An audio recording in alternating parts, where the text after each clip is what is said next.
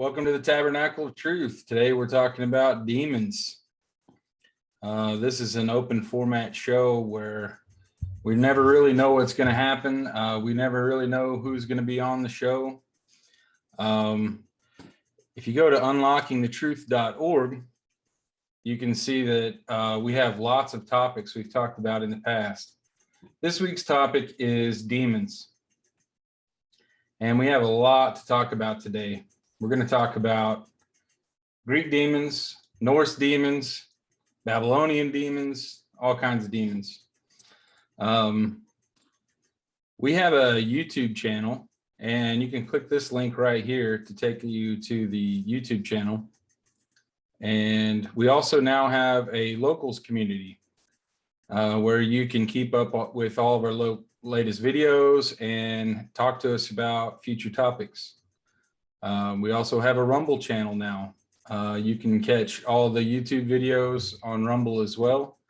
Rumble is just an alternate platform that we're going to use just in case, a lot of people are getting censored by YouTube these days. So we're going to be using as many platforms as we possibly can. So this is Sunday, January 16th.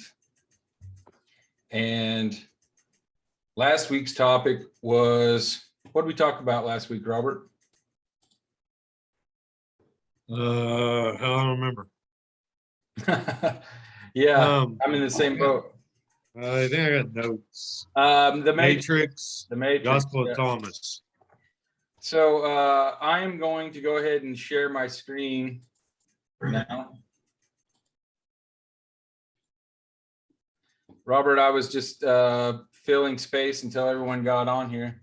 I was just saying that we have a YouTube channel and the name of our website, which you cannot see on the screen right now. Let me go ahead and type it in. Unlockingthetruth.org is our website. And if you go there, you can find our YouTube channel. And anytime you click a picture, the pictures all have links attached to them. So anytime you want to know what our source is, where we got our information from, I tried to put all the sources as links so they don't take up a lot of room. So to get to our YouTube channel, you can just click this picture and it takes you to our YouTube channel. We also have a locals community.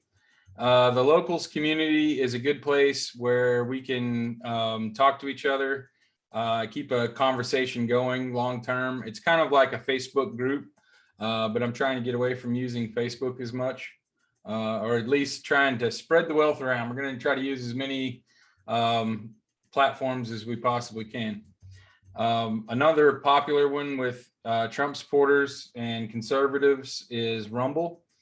Rumble is a really good place to get noticed, unlike YouTube, just because there's less content on there, less competition. So for instance, if you go to Rumble and you type in exercise, you won't get any results. Apparently there are no exercise videos on Rumble yet. Apparently it started out as a company that mostly had cats and dogs up until Trump got kicked off Twitter. And now it's one of the most popular apps in the world.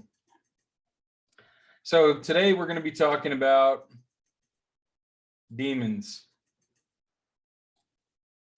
I've got notes here for everyone. If anybody took notes on demons, it will appear here. As you can see on David's notes, he has some stuff about Wendigo he wants to talk about. And as you can see under Earl's notes, Earl has some notes here. We'll get to that a little later on. And Cody even has some notes. Hey, Shay. I didn't put Cody's video in his notes, but it does appear. If you go to, I think maybe it's just down below. No, where did I put Cody's video? Under demons, if you go to You guys remember where I put the video? I put a video that Cody wanted us to watch. Yeah. Let's see if it's under. No, I wouldn't know here. I'm fixing this for I think Casey. it must be show archive. Nope, that's not it either. Where did I put it? I think I must have put it on that locals app. If you go to locals.com, you can see a post that I put. Somebody wanted us to watch. I think I sent it in a text message. If you go to locals.com. Well, we don't have any batteries. And we click on unlocking the truth. Yes, this is a video. This is the video Cody was talking about last week. 3 reasons why Jews don't believe in Jesus. And there actually was a pretty powerful message in there. I wasn't getting it all when he was talking about it last week, but after reviewing this, it makes a whole lot of sense that Jews run the world. Essentially, they run Hollywood. They're the most powerful group represented in the UN, in global banking. They do control a lot, but they don't know who Jesus is. They think that Jesus started a new religion, and what this is pointing out is that Jesus was a Jew, and all of his apostles were Jews, and so the gospel is about Jews, and they think it's about Christians. They think that it's that they started a whole new religion, and really it's Paul where everything gets a little bit hard to tell, because Paul didn't know Jesus, and he claims that all the stuff from the books that Paul wrote, he claims that he got it from God.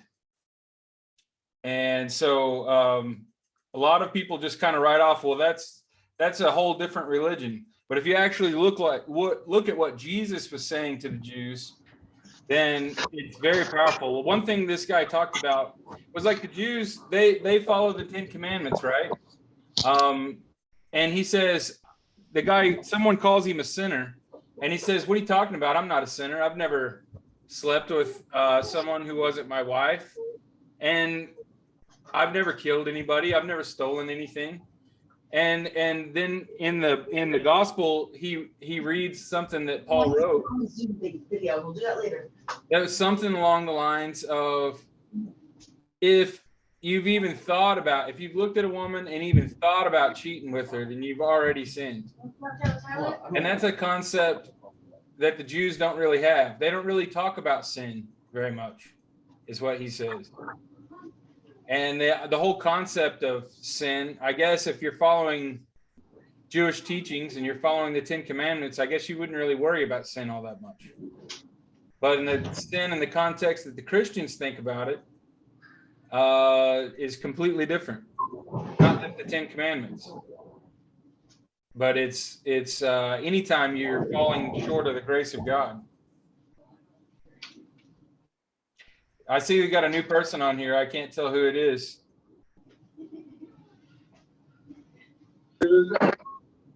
Hello. Hello. Is it Jan? Hi, Jan. Hello. Yeah. Hi. Hi. We were just talking about what Cody was talking about last week. Yeah. He's right here. So I was just showing him the video that you showed me, the 3 reasons why Jews don't believe in Jesus. Oh, yeah? And I was just discussing the fact that they don't really talk about sin all that much, and about how it was a foreign concept to him to think about the fact that you could cheat in your mind before you've actually committed any wrongdoing. Yeah. And so we were just addressing that. Cody, do you have anything more? You've seen this video more than we have. You want to tell us something about it? That one video that I thought was really surprising was that they didn't know how they just realized how Jewish the New Testament was, and how they thought it was about Jews, and that they'd never heard that before. And I was just like, what in the world's going on? You know, how did They thought know Jesus that? was a rebel, and he came and started a new religion and wouldn't follow their religion. And they were really surprised to find out that Jesus and all of his apostles kept the 10 Commandments and read the Torah. And so they were not the sacrilegious type that they thought they were. Yeah, that was the fact that they'd never heard the Gospels, and they had petty. I guess they never needed them. Is the way they look at it, you know. But then when they, you know, they act like they're here for the first time. They said the main thing about that whole video is they said they wanted to make them jealous of their own God. You know, that's the route we need to be taking. And if there were only, you know, 3% in all of Israel of Jews that believe in Christ, that was crazy, you know. Yeah, that is crazy. I didn't get it all the first time you were saying it, but after I've watched that video 4 times, and then I went back and watched the video you suggested, and it was really powerful. We'll have to get into that some more another time. So this week we're talking about demons, and I have a lot to get to here. This rabbit hole was deep and wide. It's hard to know where to start. The first thing I want to talk about, though, is just when you go to look for demons, I found a strange anomaly. If you go to the Bible Concordance of the King James Bible and you type in demon, you get 0 results. Yeah, you're not going to get very much. It doesn't even say demon in the King James. There, yes, and the only thing it does say referred to is something about demonized, not demon possessed, but demonized. And then if you look here, you can see that it's in their lexicon. There's a lot of people talking about it in the frequently asked questions.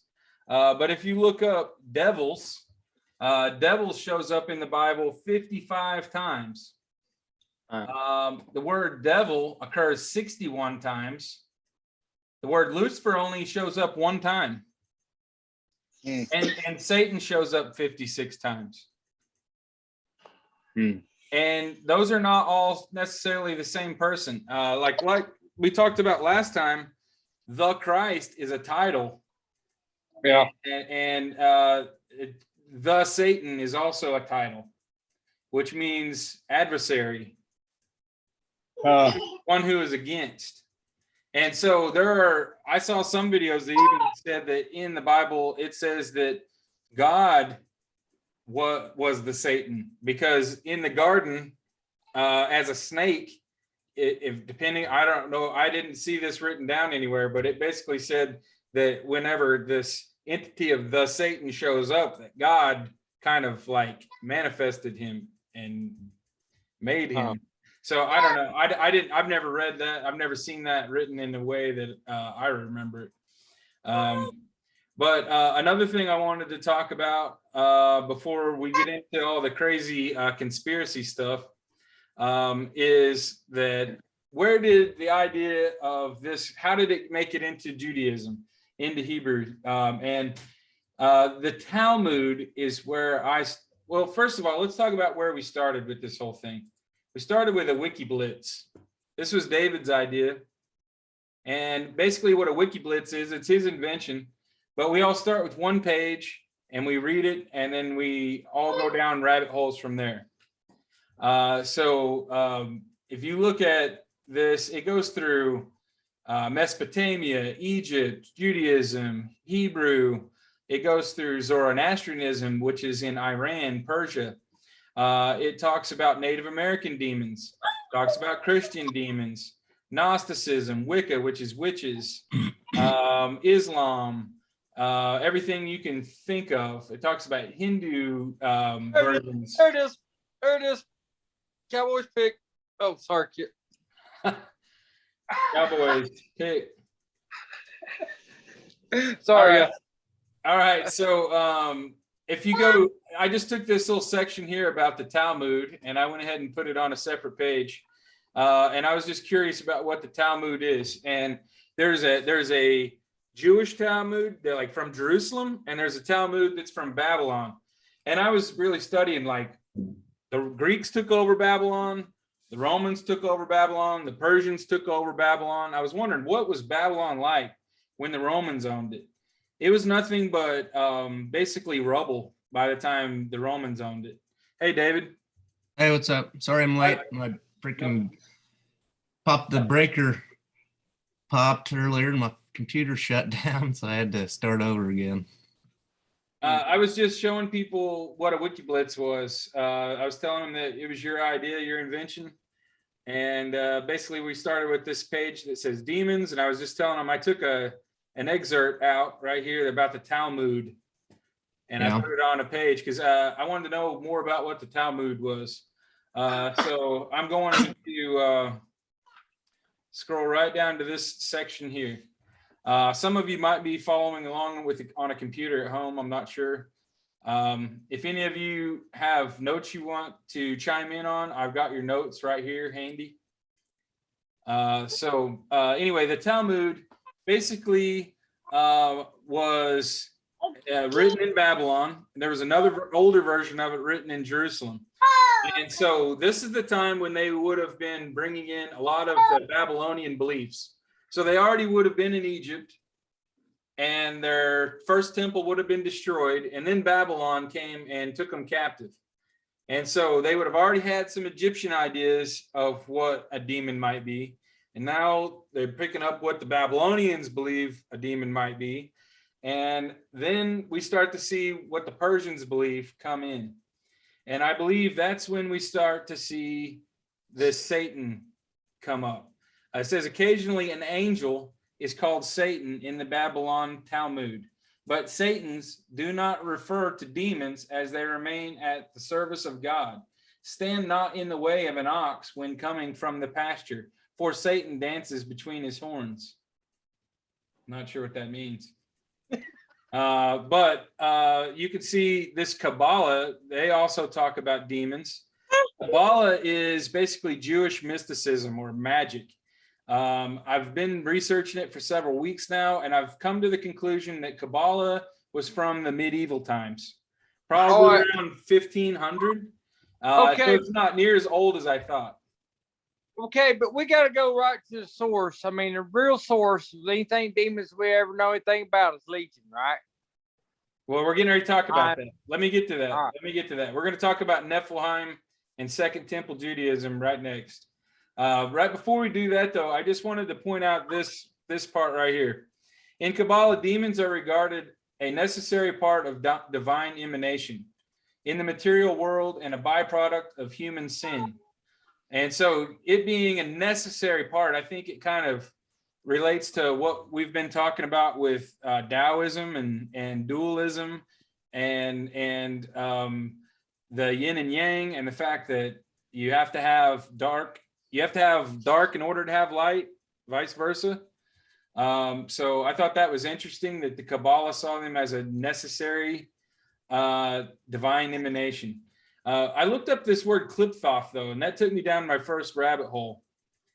And we'll come back to this klipthoth here in a minute. We'll go ahead and let Cody tell us what he knows about the Niflheim and the Watchers are from Genesis 6.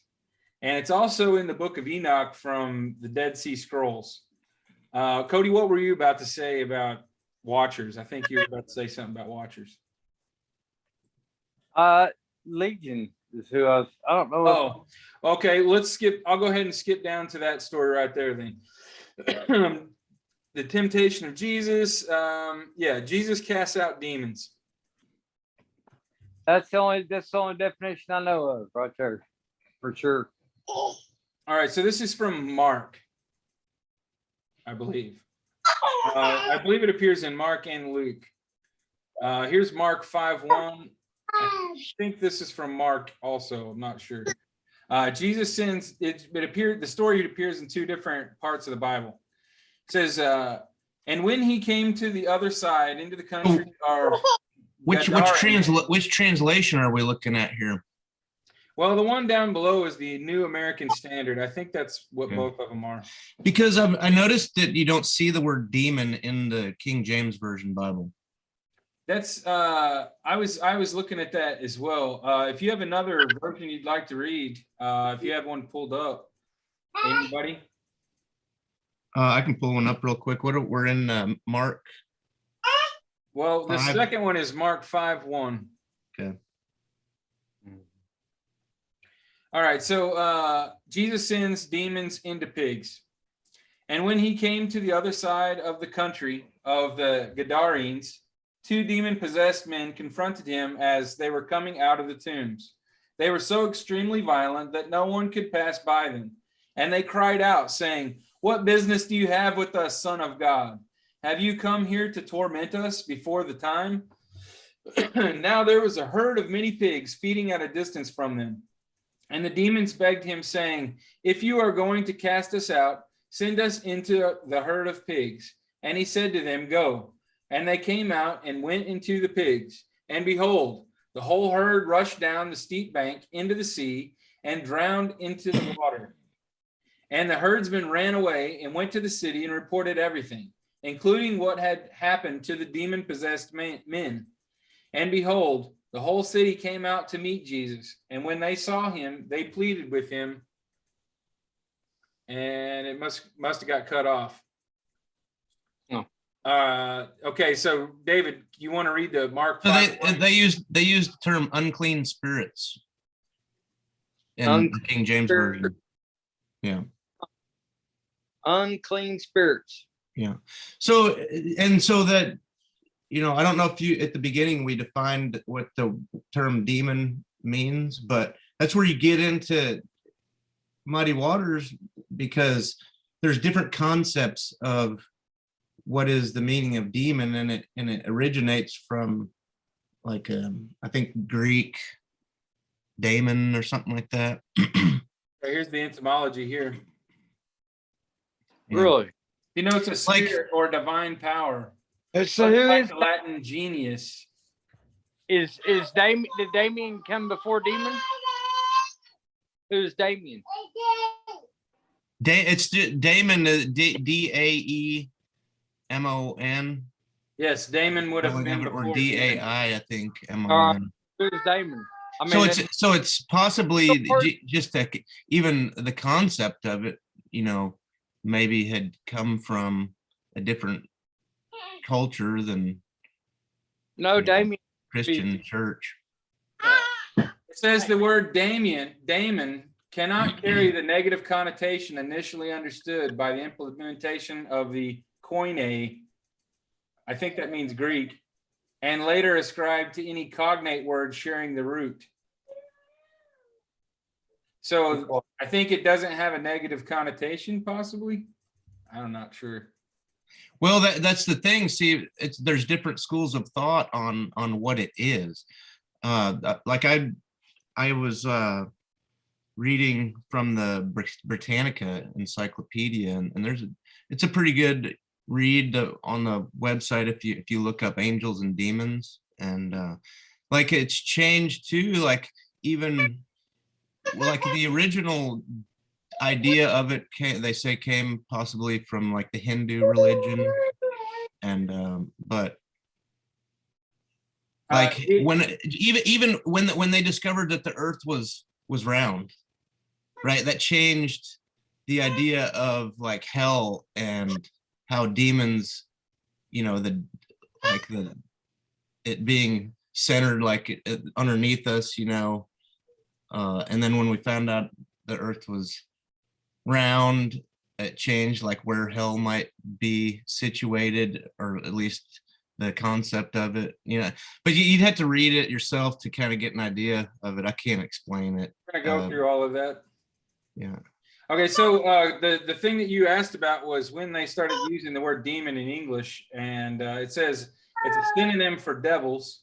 It goes back at least as far as 825 AD, and it says the German word daemon, however, is different from devil, Teufel, and the demons as evil spirits. So the word daemon in German does not relate, it says, but demon's been used since before. It's been used in English since before the Crusades. Yeah. Okay, so back to this main page here. I wanted to talk about the Watchers just a little bit. It says the sources of demonic influence were thought to originate with the Watchers and the Niflheim, who are first mentioned in Genesis 6 and are the focus of 1st Enoch chapters 1 through 16. So I wanted to click somewhere right here. It says Ethiopic Enoch. And I was interested in Ethiopic Enoch. What is Ethiopic Enoch? If I click this, it's going to take us to a little rabbit hole here. Apparently, Enoch was from Ethiopia. And this would have been the story where he's talking about kind of the other side of Genesis. And I thought it was really interesting that they're calling the Watchers, they're saying that the devils or the demons were, the original idea came from the Watchers or the Niflheim. Those are the ones that God destroyed in the flood, in Noah's flood. And They were the hybrids, right? yeah, they were like hybrids between angels and men, and they became giants, right? Okay, well, I thought this was really weird that word, I've heard that word, something similar to that word, and I thought that it was really strange how close it is to the Norse word. Look at the closeness here. You got Nephilim, and then you got Niflheim. Niflheim, if you're a Avengers fan, and you know about Thor, Niflheim is where Thor's from, right? The world of mist. And if we scroll down just a little bit further, there's a really interesting map here of what Niflheim looks like. And then the other side of another side of it is hell. The word hell, it's a location of your afterlife. It's where souls go in the afterlife. And I thought that was really interesting. I'd like to do more. I didn't get to read a whole lot about that, but I thought it was really interesting, the similarity in name there. Hey. Niflheim and Nephilim. Hey, there's also an article I found talking about, it refers to the Watchers, but it comes from Mesopotamian religion. And Yes, it revolves around. Anunnaki, I think, have something to do with Watchers, right? Well, this is calling them Apkallu, Apkallu, and they were basically, in the Mesopotamian story of the flood, and they were all basically the same thing as the Niflheim. Divine beings known as Apkallu, I don't know if I'm pronouncing that right, are a central focus Mesopotamian version of the flood story. They were dispensers of divine knowledge to humanity. And it goes on, this is a pretty long article. They came up with a plan to prevent the divine knowledge that humanity would need. They fathered children with human women. Sure enough, the plan worked, as the quasi-divine humans who survived the flood, also known as Apkallu, rebuilt civilization. They were the mighty ones whose wisdom and exploits led to greatness of the cities like Babylon. These second generation Apkallu were not only divine human hybrids, but they were also described as giants in Mesopotamian epics. Gilgamesh, the most familiar example, is called Lord of Apkallu in the cuneiform inscription on a small clay seal. It goes on. They found these both divine fathers and their giant children were called Apkallu in the cuneiform sources. Incidentally, statues of Apkallu have been discovered by archaeologists in boxes in the foundations of walls for protection against evil spirits. the boxed Apkallu are referred to by another Mesopotamian term, Matsari, which means watchers. Sorry. I saw something about Mott, and that's, yeah, I was reading about Mott as well. But this is a hyphenated word, M-A-T-S, Mots dash T-S-A-R-E-Y, Sari, Matsari, which means watchers. And then it goes on and talking about Anakim, who are counted as Raphaim, I think in Deuteronomy 2:11. Earl and I were talking about the concept of like when you're alone and you feel like someone's watching you. And just imagine yourself, I mean, why would you call them watchers? I think I can really wrap my head around the fact that, you know, sometimes when you're by yourself, you feel like someone's watching you. You guys ever feel like someone's watching you? Oh yeah, I've been there. Well, Watson. Eric has an interesting story that where some people told him someone was watching him. Eric, would you like to kind of tell me about the people before we get into it very far? Just tell me about this. You don't have to use their real names if you don't want to, but I think their occupations is very interesting. So no, I don't mind using the real names, and he's actually a published author. His name is Richard Mahan, and he's written a book called the Protestant Who Talks to Yahweh.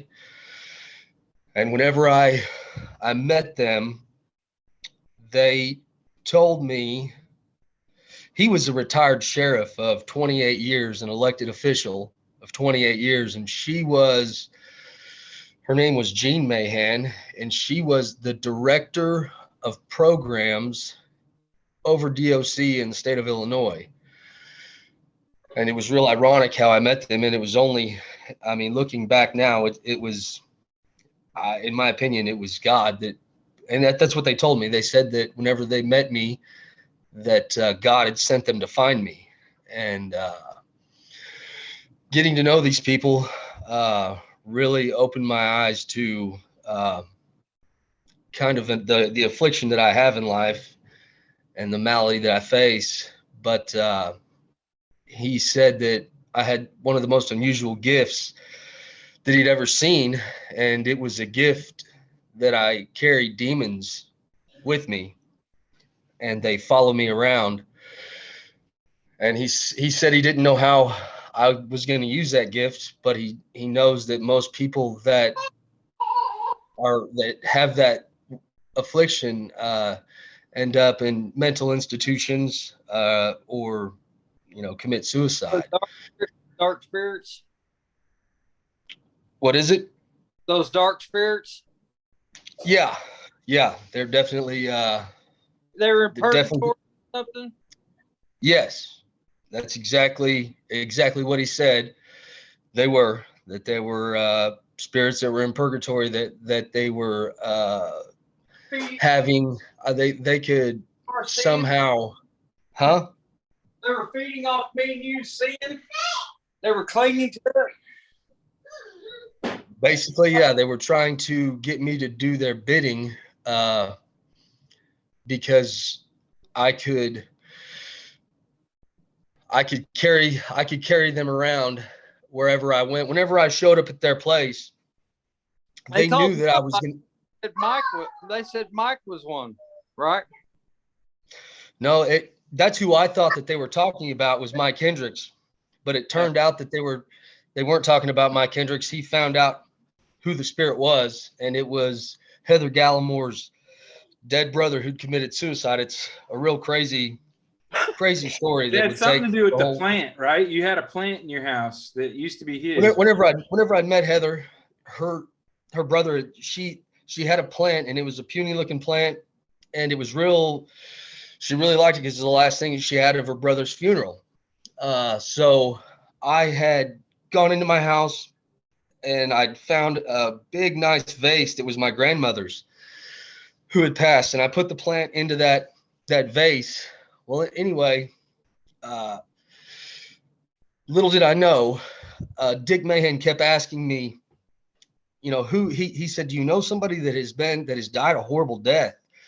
Somebody that committed suicide or died too early or was murdered. And I was clicking around trying to think. And he says, the name starts with a D something. And he couldn't get any more than D out of the spirit. And so I was thinking in my head, and I was like, Doug Mike Hendricks. That has to be who it is. His dad was a preacher. It's got to be him. He was spiritually based. He died a real horrific death. He drowned. And so Dick at the time said, well, that has to be it. That could be it. So I come home to Heather. I'm like, oh my gosh, we think we know who this spirit is. This spirit is Doug Hendricks. And I go to say, Dick Mahan kept saying, you know, D. Well, this girl hit the floor in tears. And she said, oh my God, Eric, my dead brother who committed suicide went by D. She named her son Shane D. Gallimore. This dude hung himself in Heather's bedroom, right? Oh, whoa. She didn't tell me this, that he'd hung himself in her bedroom. She was afraid to say it because she didn't want his spirit not to go to heaven. So she kept that out of every conversation we had. She named her son Shane D. Gallimore. And so then now Dick wanted to meet Heather, and we got them all together. And this spirit was her dead brother he would show up early to their house. They knew I was coming to their house 15, 20, 30 minutes before I showed up. Wow. Because this spirit would show up in crows. And then he whenever I'd show up there, Dick would be outside and he'd be in like this trance state. And I always thought he was weird. It was the weirdest shit. I'm sorry to cuss. But he was out because that spirit had showed up and he was outside trying to communicate with this spirit so that he could learn more about it. And, you know, it was just all at the time, it seemed like, oh yeah, I'm not the one who's high. These people are high. You know what I mean? But that leads into, he said I was able to go into the spirit world because I was always high. You know what I mean? And I didn't hold anything back. These people knew that I was cooking meth, and here I'm talking to a retired sheriff about this new process that it's shake and bake, whatever, you know what I mean? And I could cut up with this guy and tell him how I was living.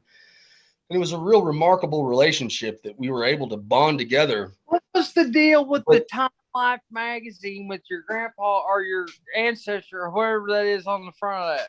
The pilot. Yeah, that's how it all started. Yeah, well, he died in World War II, man. He was one of the first. That's completely really off the subject, but that he was one of the, that woman picked him out, had that Time Life magazine in her door that day we was over remodeling the house. She pulled that out. Something about that. Yeah, it was grandpa came out there on the shore or something. Was it your grandpa or was it who was it's not your grandpa? It was my grandmother Alice. Yeah, these people could really at the time I thought that they had done background checks on me and that they had, because in my belief system, the way that I would come back home and tell my dad all these stories, and my dad would say, are you fucking nuts? How the hell are you even going to listen to these people? These people are crazy. Yeah, they did a background check on you. Yeah, they did all this stuff. But man, there was no way that these people knew all this stuff. Anyway, let me tell part of the story that I remember. Their son, just to prove that there's no way they could know any of this stuff. Their son is a highway patrolman in Tennessee, was it, or Kentucky? Illinois. He's calling up in real time going, he's with you, isn't he? Like calling him out because they're saying Eric's there with you. And their son is calling from another state, telling them things about Eric. Yeah, it was all crazy. And at the time, they had told me that I was either going to start walking with Jesus and start being a warrior for Christ, or I was going to go back to prison. It was one of those two. And the last time I talked to Dick Mahan, I was in Granite on a cell phone, and he had told me that Jean had crossed to the other side and that she had really wished to see me before she had crossed over. But yeah, I really should reach out to them. Yes, you should. Well, I mean, crossed over, you mean died, right? Yeah, Jean crossed over. Yeah, that meant passed away. Yeah. Okay, so let's just go back now. Eric's it was your great uncle, right? World War II? Yeah. Yeah, it was, he died, he was one of the first casualties before America even got into the war. There was 13 bombers that they flew over, 12 or 13 bombers that they flew over the English Channel to start dropping bombs on the Germans in France. And they got, their planes just came up missing. Nobody's ever, they're saying that the Germans shot him down over the English Channel. And, but he was the communications officer on the first plane that was going over there. And he's on the cover of the Life magazine. Yeah, Life maybe. So what they say is they start telling you that they've seen this guy, and he was 18 years old and in uniform. Yeah, They said he had a message for you, right? yeah. Well, yeah, my father had a heart attack, and I'd been in Tulsa for a week, and I showed up over at his house, and I was there at like 7 o'clock in the morning, hammer drilling in, and I look up, and there's this, grandfather figure with these puppy dog eyes, and he says, "Do you got a minute? I need to talk to you." And so I'm pretty sure he's pissed because I've been gone, but he just grabbed my shoulder and he said, everything's going to be all right. And I was like, I know everything's going to be all right. And then he said, and it was actually my grandmother at that time who he had seen. And he asked me if I had a grandmother whose name started with an A or an E. And I thought about it. I said, no, her name's Alice Evans. And then it just struck me. I mean, I just started welling up with tears. And he said, well, I talked with your grandmother, and she wants you to know that your dad is going to make it, and then everything is going to be all right. And then boom, it was just, if you want to say that I got hit with the Holy Spirit, that's as close to just my body just went and I wept and wept and wept and wept.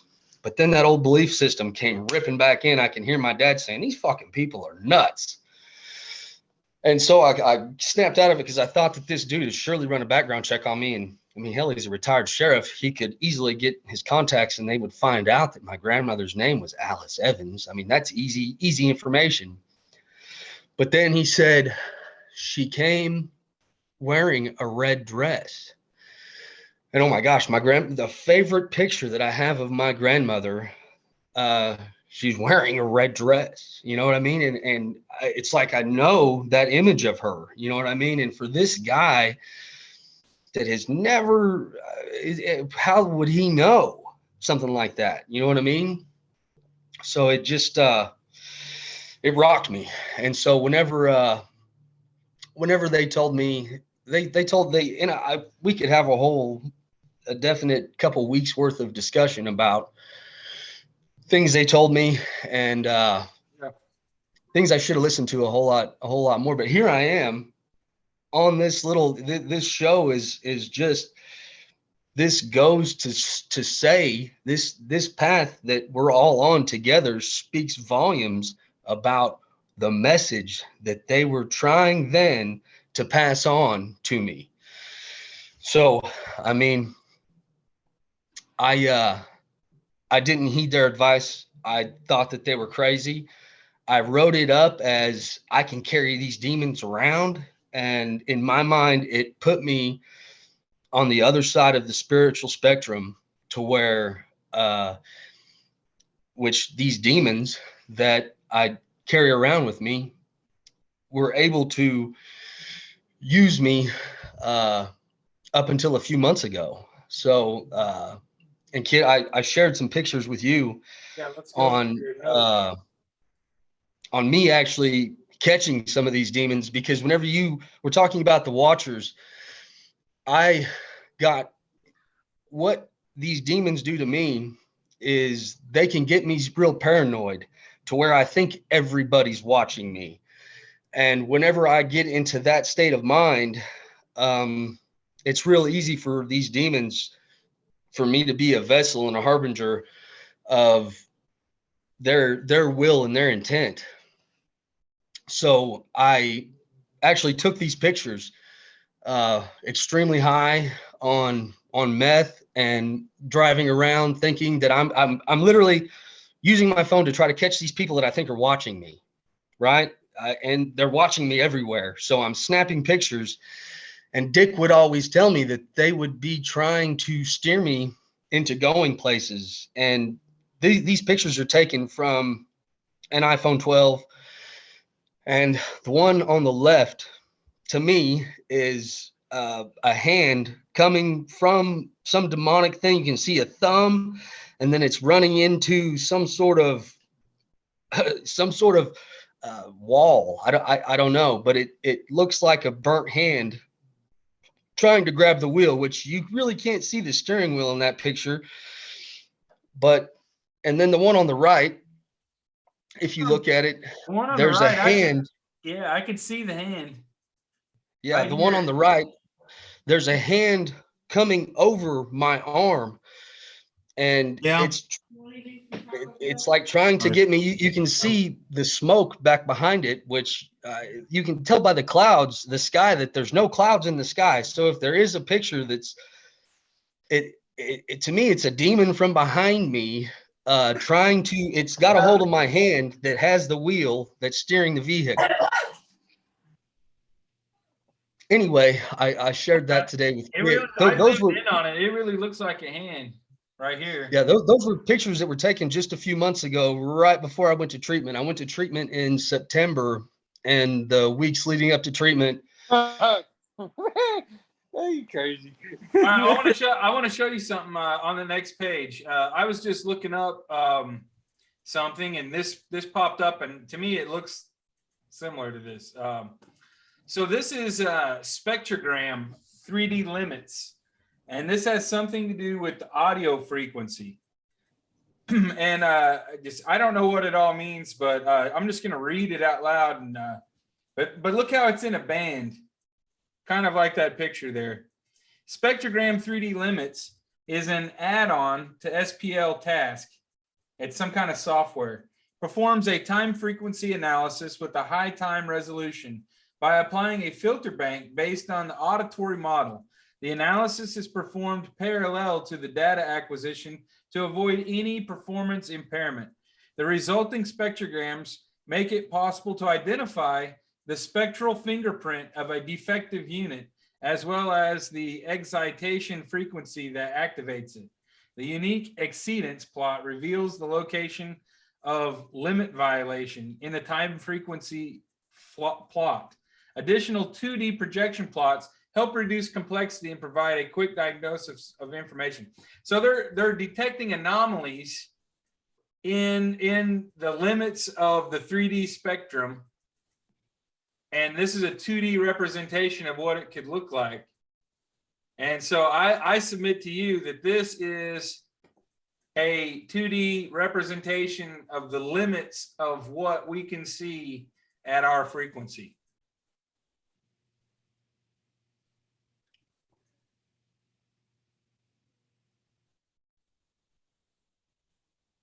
Around the time of these pictures were taken, I had woke up one morning and Shay said, "Oh my God, what is that on your back?" And we have pictures of it somewhere, but I literally have claw marks on my back going from the top of my back down to my lower back. claw marks that were deep, deep blisters on my back that literally, if I lean back, the blisters just pussed, and it was just, and I knew what it was. I knew from what Dick and Jean had told me and where my mind was and how close I was to that spiritual void of that presence that was trying to drive me. And one of these days, whenever I, God willing, am past these legal hurdles, I'll be able to share more with how these demons got me to operate and got me to do their bidding on other things. And so there'll be more to the story. Yeah, we'll definitely have to come back to all this again, for sure. One thing that that relates to what we were just talking about that I have in my notes is if I go to the video section, videos on demons, there is a video here that I think is very interesting that talks about a Vietnam vet that divulges that there's a government program that experimented with night vision goggles. And originally the night vision goggles were in the red spectrum. It was a red filter. And apparently they had a whole program where they were giving this to people that were shooting down. It was like anti-aircraft units and pilots and helicopters, gunners and things like that. Well, apparently they did not give the pilots these goggles because there was a problem with these goggles. People were just starting to shoot, like they'd be in a huge flotilla, like they're all going together and flying together, and all of a sudden somebody just starts shooting randomly at the other helicopters, and everybody has to re-maneuver. And the guy who's telling the story is actually the son of the helicopter commander, and he says, my dad told me all these stories when he got back from Nam, but he says that he asked the guy what he's shooting at, and he suspected the guy was on heroin, but after checking him out, the guy wasn't on heroin. He puts on the goggles to see what the guy is seeing, and he sees a huge winged creature coming up out of the canopy of the jungle. And apparently after this, they had to change the color of night vision goggles to green. I thought it was a really weird connection that red, we always associate red with the devil, but apparently if you were wearing red night vision goggles, you would see them all around you. Just because you're talking about red, I was listening to somebody on the radio the other day talking about the color red being used for top secret documents. Because you can't copy it or something like that. Oh, you can't copy it. Yeah. Well, it says the red filter, it perceives photons, while the green filter perceives electrons. And so I guess if you're looking at the photon level, you could actually see these entities moving around.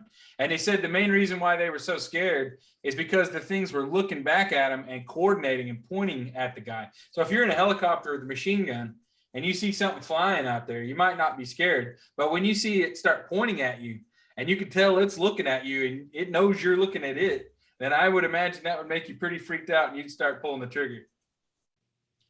But apparently all the platoons that were involved in this operation all went haywire and went crazy. And this guy's dad, this guy's talking about, apparently he got all kinds of commendations from the military because he refused to let any of them use those goggles and made them all stop using them. I wanted to, this guy right here, this is where I wanted to end the show. So I'm going to come back to this.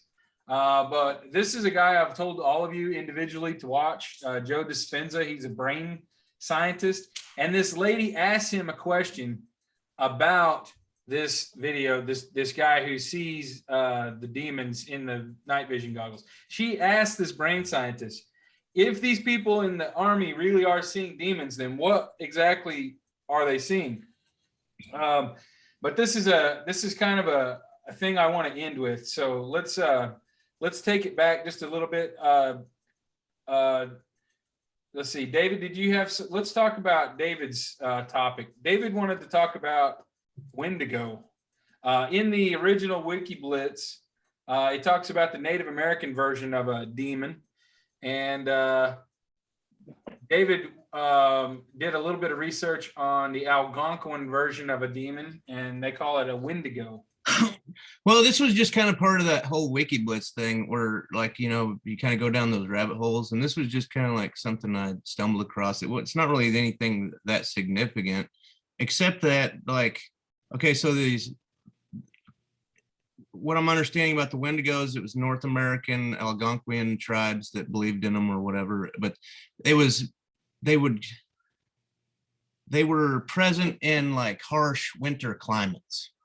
Was the thing, and it was like people that were, you know, in these harsh conditions would go mad, you know, and they might murder somebody, or they became cannibals. You ever So, heard but of anyways, then I, Berserker? you know, and then I was clicking, then was reading some more, and then I came across a thing about, like, there's some shows where Wendigos are. I think one of them was like Scooby-Doo maybe, and then I came across one that was in the My Little Pony series, Hearth's Warming Eve, and these spirit-like creatures. And what was interesting to me after reading it was, you know, it's in the winter and everything, and you can go to this site, I think it's called Fandom or something like that. But it's basically a it's designed like Wikipedia for My Little Pony's information. You can see it, like it's set up almost exactly the same as Wikipedia. And then and they will tell you in here, if you go to it'll tell you that the Wendigos is what they call them, were based off of the Wendigo demons. You know, so they're using these mythical ideas and concepts in like kids movies and stuff, and it's subliminal sort of. I don't know if that's a good thing or a bad thing or whatever, but I was kind of blown away by it. And then kind of watching I read some of the scripts, you know, and watched a little bit of it, and you know, people just don't even know what their kids are watching. And like I said, I don't know if it's good or bad, you know. Maybe it's just somebody using their imagination to come up with these stories, and they're just using actual words and ideas that have already been developed. But I don't think there's anything anyways, bad about it. I personally loved DuckTales when I was a kid. Almost everything that yeah, DuckTales is one, wasn't it? Yeah, almost all the mystery stuff like Medusa. If I knew anything about Medusa or Icarus, it probably came from watching DuckTales. Well, in that fandom thing, they don't come right out and say a Wendigo was a cannibalistic like spirit or whatever, but they use some other scientific term, so it's like you don't really know that it's about cannibalism. Well, one interesting thing that I saw from this section of the wiki page about Wendigos was the psychosis. There's a thing called Wendigo psychosis, where these doctors actually have people on record who wanted to eat people. They went cannibal, and it's actually, and the problem was they didn't have a lot of data on it, because the doctors who dealt with them, most of them killed the patient to keep them from turning into a demon or something like that, to keep them from fully manifesting. And so very few of the patients even made it to the point where they collected data on them. Of course, this was a long time ago. But then there's also people who say that it was just, they were just labeling these people to give a bad name to the indigenous, you know, Algonquians. You know, it was kind of like a propaganda kind of thing. So, yeah. So these demons supposedly had antlers on their heads. Made me think of what's that movie with werewolf. Jack Nicklaus and The Shining, Say what? where he gets psychosis. You know, they're out there in the tundra, Yeah. Sorry, go ahead. Okay, so I wanted to, in this video section here, there's a really good video about Satan and the demons. And one thing I wanted to talk about was the fact that the Nephilim were Canaanite gods, is what this guy says.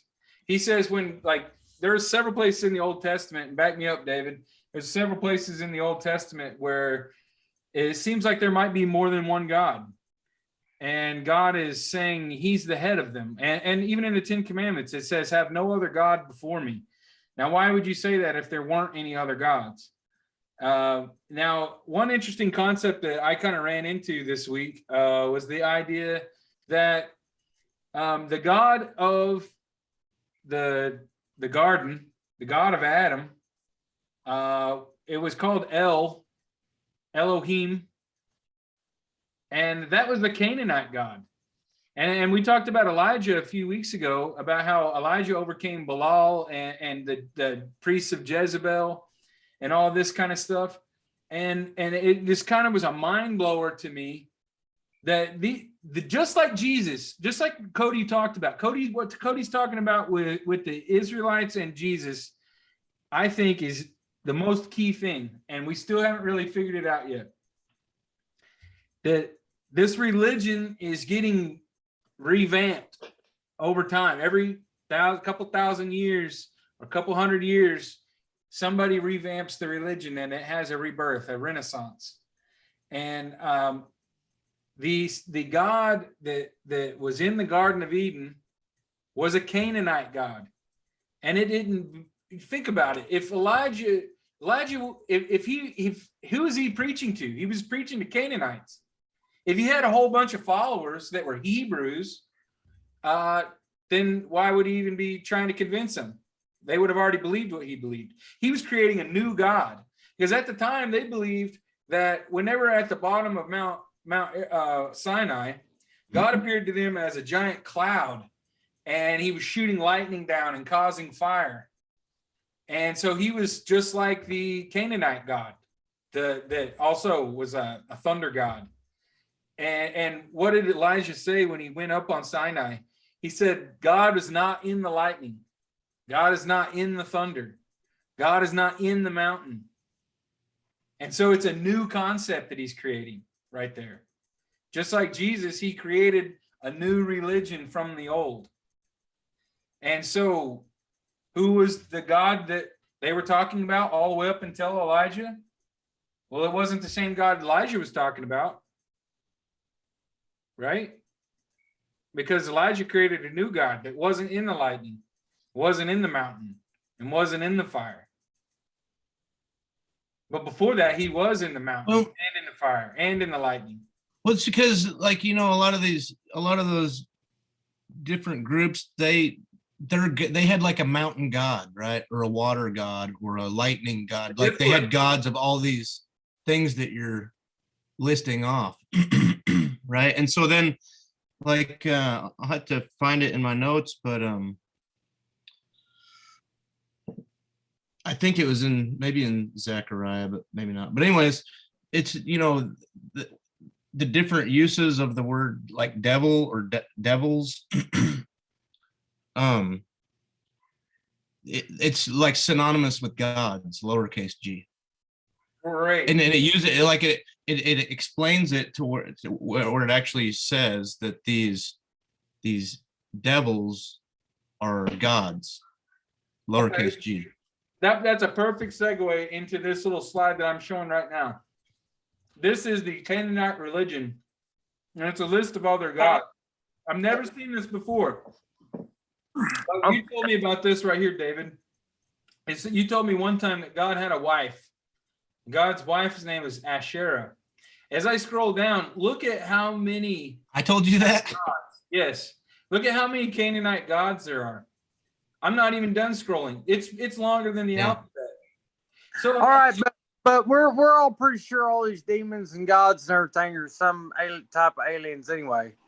I mean, if we get it down to we believe in man pretty much. The Babylonians, we're pretty much aliens, right? I mean, that's what you see on TV on Ancient Aliens Well, I or mean, whatever. I mean, that's what they're There's talking no about. such thing as aliens. all that we're all like aliens, some sort, right? And No, we're pretty sure of Mhm. that. We're not. they're interdimensional beings, and we just can't see them because I mean, there are some people that say, you know, like Jesus was What? just it was artificial insemination into the Virgin Mary from aliens, you know, to create Jesus. A lot of people say stuff like that. So I mean, I don't know what you're getting at with us being aliens, but Because we're pretty. I mean, what he goes and makes us a new heaven and earth and a star somewhere. That pretty much is time travel. I mean, just because he's on that. I mean, he's obviously we're not made for me. Well, if we go to another planet, we'd be alien. Yeah. I If we mean, went to Mars, we would be alien to that planet. that's obvious. I thought that was what it was real obvious. God's an alien, burping the whole time. and he created us out of thin air. One Demons are all manner of evil. Well, I mean, we're still aliens. I mean, God's an alien, obviously. I mean, we're aliens. They brought us here. No. Look at this one God right here. I want to draw your attention to one God on this list, and it's one I haven't heard of before, but it says Attar, Attar, God of the morning star, son of the morning, who tried to take the place of the dead Baal and failed, male counterpart of Astarte. Okay, so Lucifer is known. The one time that Lucifer appears in the Bible is in Isaiah, and it refers to a Babylonian king as Lucifer. And Lucifer is the son of the morning star, which is the planet Venus. The reason why he calls the king that is because it's the brightest star in the morning.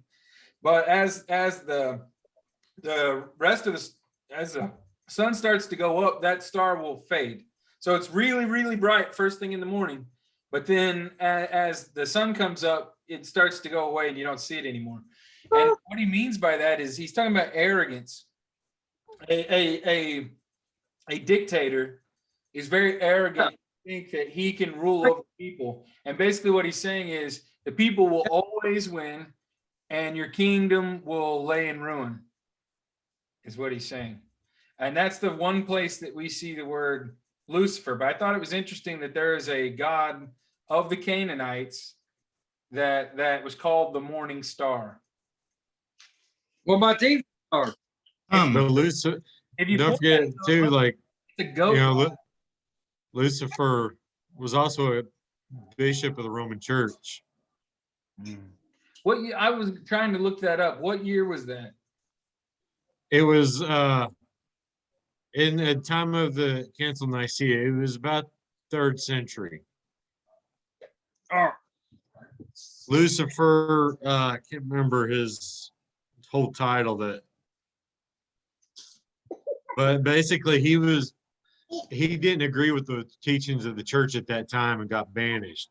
And one deal I read was that was the reason that name appears in the Bible, because of that guy.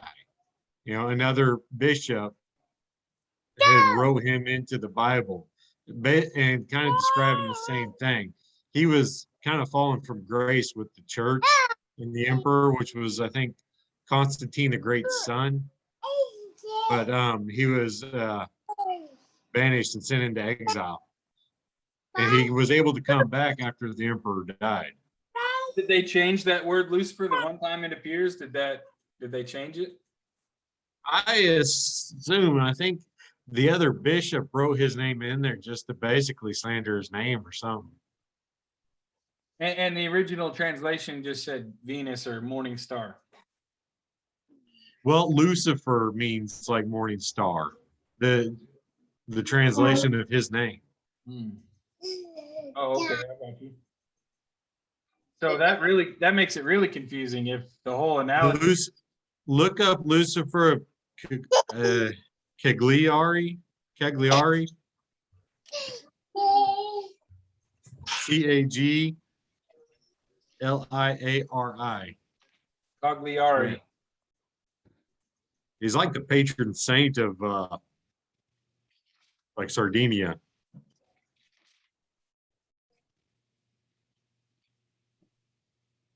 Pope But Liberia. there's kind of it's an interesting story about him. This would have been very early. It would have been early enough for them to put it in there and no one to realize it for another 700 years.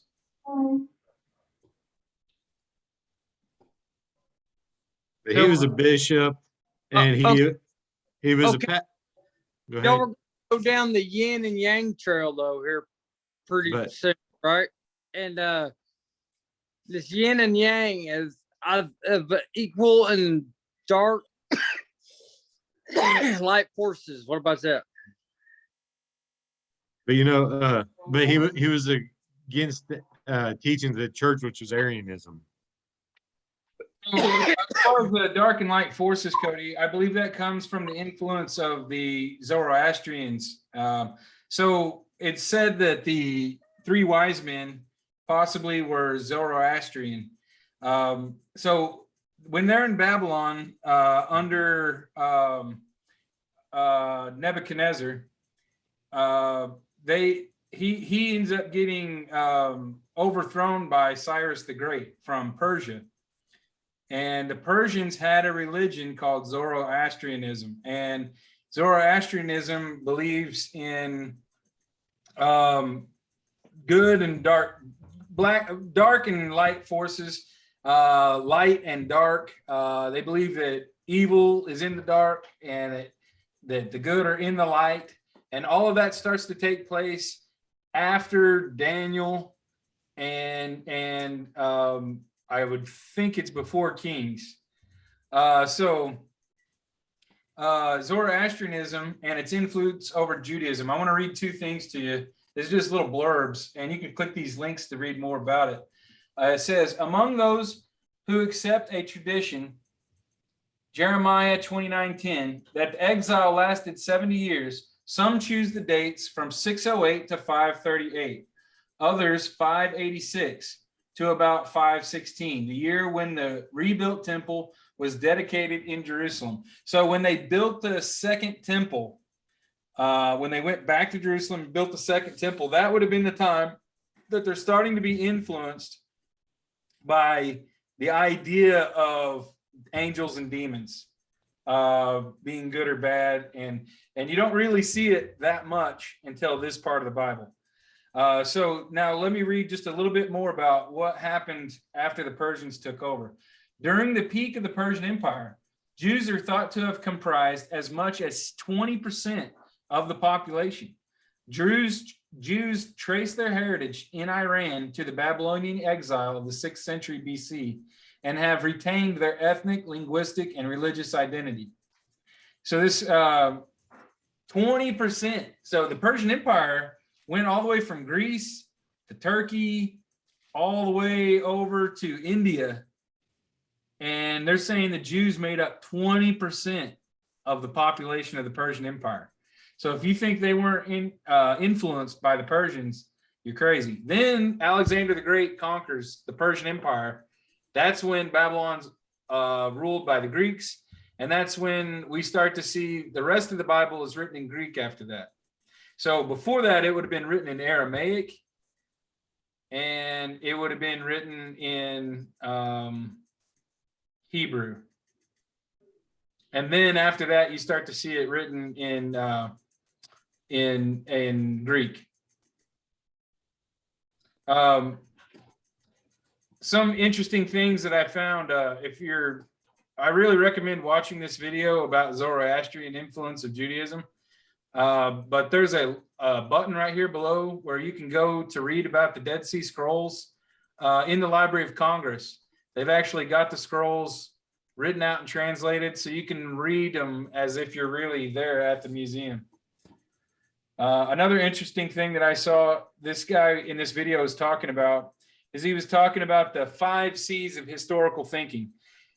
This is really important to read about this when you're thinking about all these things, because it could make your faith, like he says, I'm not trying to make people not believe. He's not trying to change a Christian from not believing in Christ because they don't believe in the devil or whatever.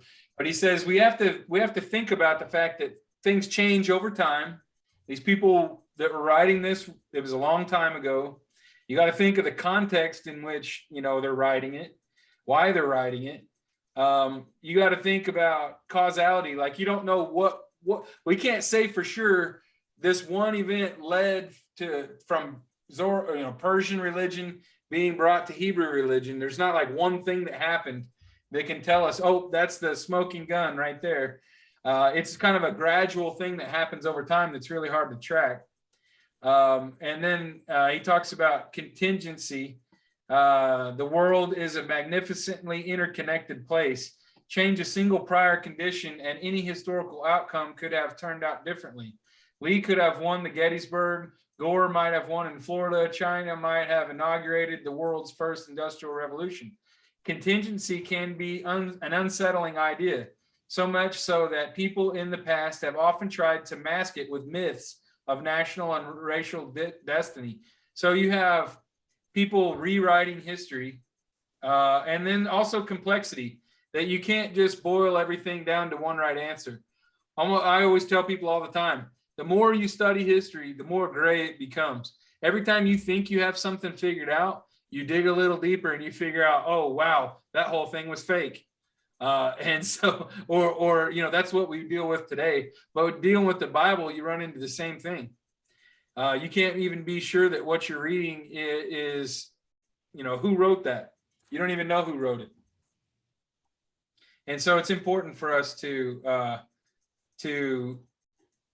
do our own research and to come to our own conclusions. Another thing I wanted to talk, earlier at the very beginning, we talked about, there was something I said I wanted to get back to. Real quick, while you're thinking about it, the Bible verse that I was talking about earlier was in Deuteronomy 32 and 17. It says, they sacrificed unto devils, not God, uppercase G, to gods, lowercase g, whom they knew not, to new gods that came newly up, whom your fathers feared not. That was the verse I was talking about earlier. Deuteronomy 32:17. Oh, we were talking about darkness and light. Also in 2 Corinthians chapter 11, verse 14, it says, and no marvel, for Satan himself is transformed into an angel of light. I thought that was interesting. You say it one more time. It says, I'll start with verse 13. It says, for such are false apostles, deceitful workers, transforming themselves into the apostles of Christ. And no marvel, for Satan himself is transformed into an angel of light.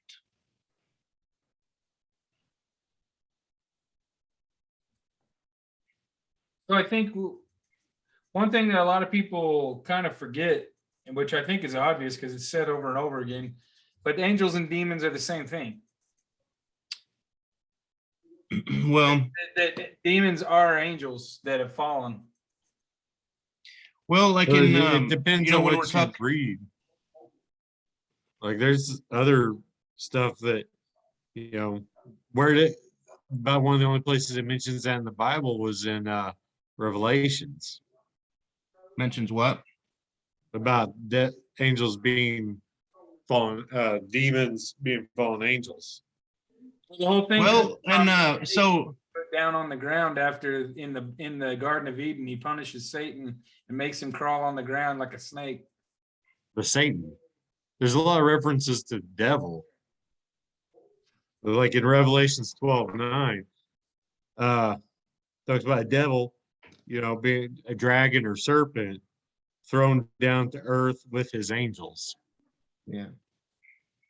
Yeah, but trying to make a distinction between all the different terms is the difficult part. It's like those the evil spirits we were, from King James versus demons being used in the New but then it uses evil spirits also when it talks about God sends evil spirits, like with Saul and David. God sent evil spirits to affect Saul, and then the solution was for David to come play his harp for those evil spirits to go away from Saul. But eventually those evil spirits led to David gaining the throne. We were talking about that last week, Kit, whether if God creates the good and the bad, and so he has, he's created the good and the evil spirits. Keep seeing things And he uses along the lines of, saying that we're not capable of determining what is good or bad. Job is a really good example of how God can allow Satan to possibly ruin our lives, right? Because God was having a direct conversation with Satan, he's personified in Job, and he was like, "What have you been doing, Satan?" He's like, "Oh, I've been kind of traveling around to and fro on the earth, And it's weird because, like, Jesus says, when he gets tempted of the devil, right? When he goes, and this is also when we're talking about the Wendigo thing, a psychosis, he went 40 days and 40 nights with no food, right? And he's in the wilderness, and then here comes Satan trying to tempt him, and he says, he's like, you can't tempt God, or you shouldn't tempt God, or whatever. But then when we go back to Job, we see where Satan's like, well, yeah, Job's really good, but that's because you've given him all this protection and you've blessed him and all this. What if you let me destroy all his family and all his farm and everything he's ever worked for? Oh, and then God says, well, you just can't touch him, right? You gotta leave him alone, but you can do all this other stuff. And then Job, he still like praises God. He's still thankful to God even through all this tragedy. And so then God allows Satan to actually physically harm him, but not kill him. You think Job would have Right? been And it was like God was tempted into doing this by Satan, because Satan made the point that, hey, the only reason Job's good is because you've given him everything. You think Job would have been as loving of God if he knew that God was gambling on his life? Yeah. He knew, I bet. because he knew that it was all as a result of God's presence. Another name for Satan that I saw was the Accuser. And in Job, Satan kind of plays the role of the prosecutor in a court trial. And it's like God's the good lawyer. This is where we get the idea of having an angel and a demon on each shoulder. It's kind of talking to you in both ears. And yeah, that would predate the idea of devils and angels with wings flying around. Yeah, and there, there's schools of thoughts where like the demon is in you. And it's like it's the intermediary between earth and heaven, right? And it's pulling you in one or the other direction, and then you act on that demon. You either battle it, or whatever, I guess, and overcome and do good, or you succumb to the temptations. David, do you want to read one of these? I've got two different passages where it talks about the temptation of Jesus. Do you want to read one of them? Sure.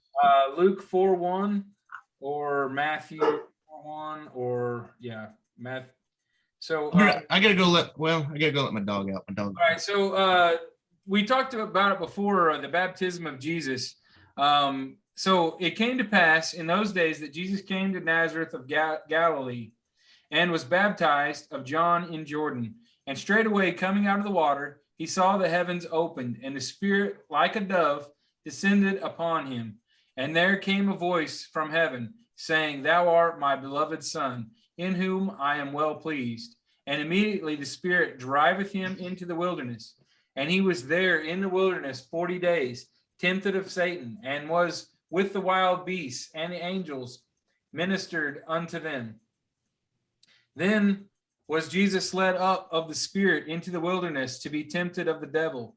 And when he had fasted 40 days and 40 nights, he was afterward and hungered. And when the tempter came to him, he said, If thou be the Son of God, command these stones to be made bread. But he answered and said, It is written, Man shall not live by bread alone, but by every word that proceedeth out of the mouth of God. Then the devil taketh him into the holy city, and setteth him on a pinnacle of the temple, and saith unto him, If thou beest the Son of God, cast thyself down, for it is written, He shall give his angels charge concerning thee, and in their hands they shall bear thee up, lest at any time thou dash thy foot against a stone. Jesus said unto him, It is written again, Thou shalt not tempt the Lord thy God. Again, the devil taketh him up into an exceedingly high mountain, and sheweth him all the kingdoms of the world and glory of them, and saith unto him, All these things I will give thee, if thou wilt fall down and worship me. Then saith Jesus unto him, Get thee hence, Satan, for it is written, Thou shalt worship the Lord thy God, and him only shalt thou serve. And the devil leaveth him, and behold, angels came and ministered unto him.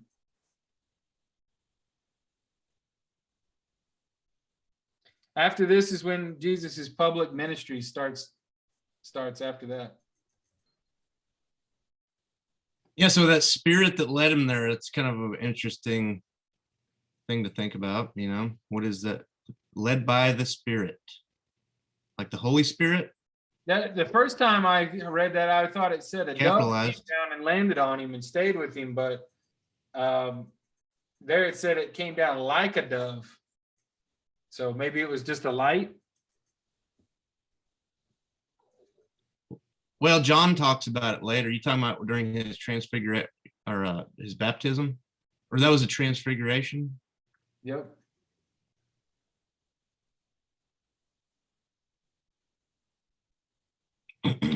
Here's a couple of things that I wanted to talk about, the modern view on Satan. Here's two different perspectives.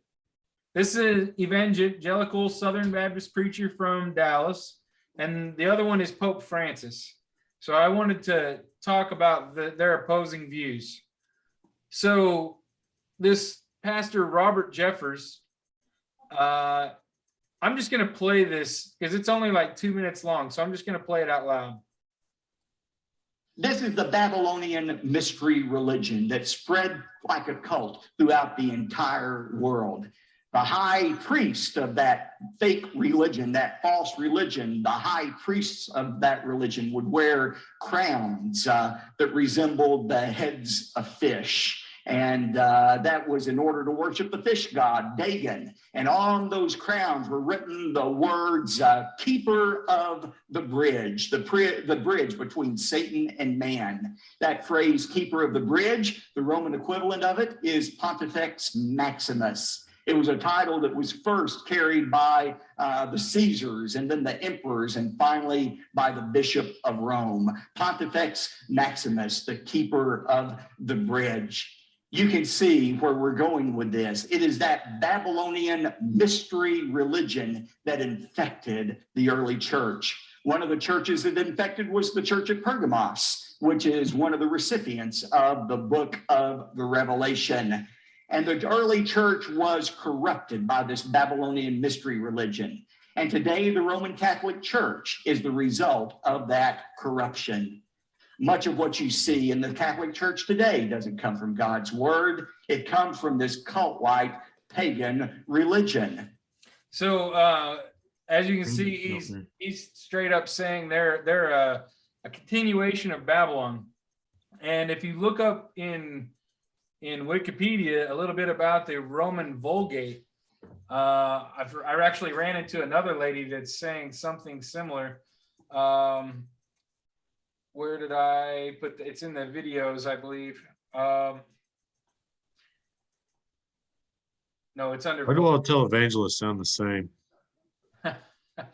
that Southern drawl.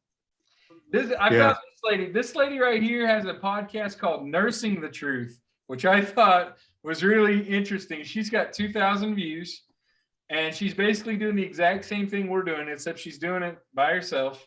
She's a nurse. She's from Louisiana, but she is going off in this video. I really recommend that you watch it. She's pissed. She is talking about, I don't know what she's reading here. She's talking about reading the Latin Vulgate version of the Bible, which was a guy named Saint Jerome around, I think it was around 400, translated the Bible from Greek into Latin. I think it was like 325 or something like that. But she says in this video something along the lines of God is Zeus. The guy they're talking to, if you read the Vulgate version of the Bible, and I have the Vulgate right here embedded, you can read it for yourself. And I've got the Wikipedia page for the term they use for God, which is deus, which is kind of like deity. Yeah. But I ran into an important concept when I was reading all of this. She's talking about how Saint Jerome just completely changed everything about the Bible and basically made up his own version of it. He says that it's the same God that they've had all along. It's the sun god, Jupiter, Saturn, the sky god, the proto-Indian. What is the same God? Deus. Like at the beginning in Genesis, when it says God created the world, well, in the Vulgate version, it says Deus created the world.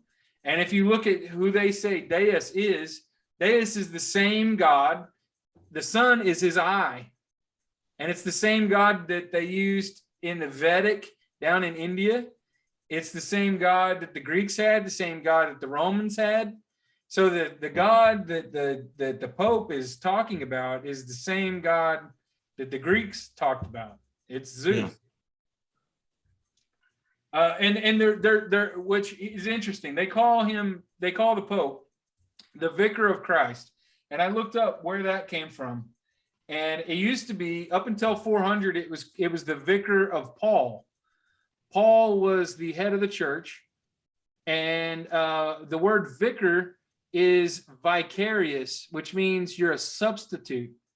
So the Pope is a substitute for Paul.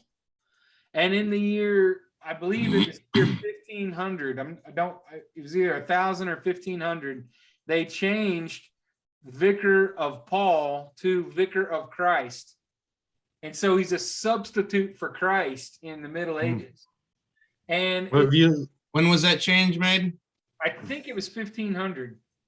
I've got it written down here somewhere, but I'm not sure where in my notes it is. It's on one of these pages. But I wanted to get this out before I lost my train of thought. Right here, this is a book from Wikipedia, and this is what someone says about it.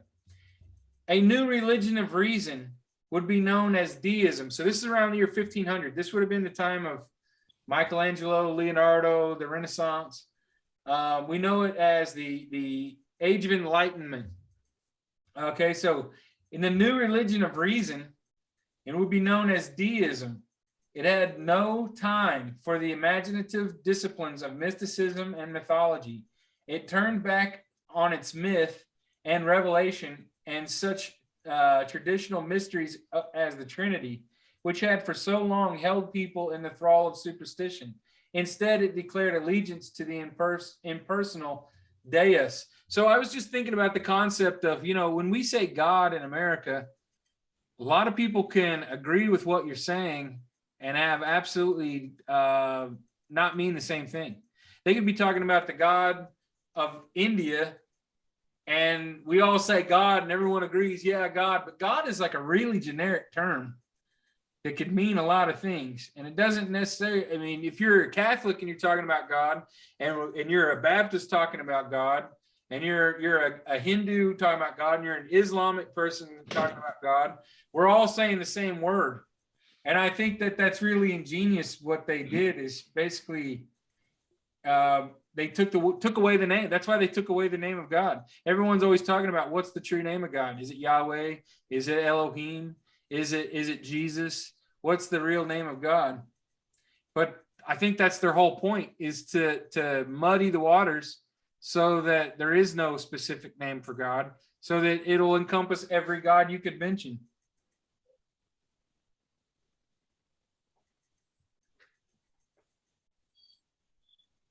That's so does the televangelist preacher, does he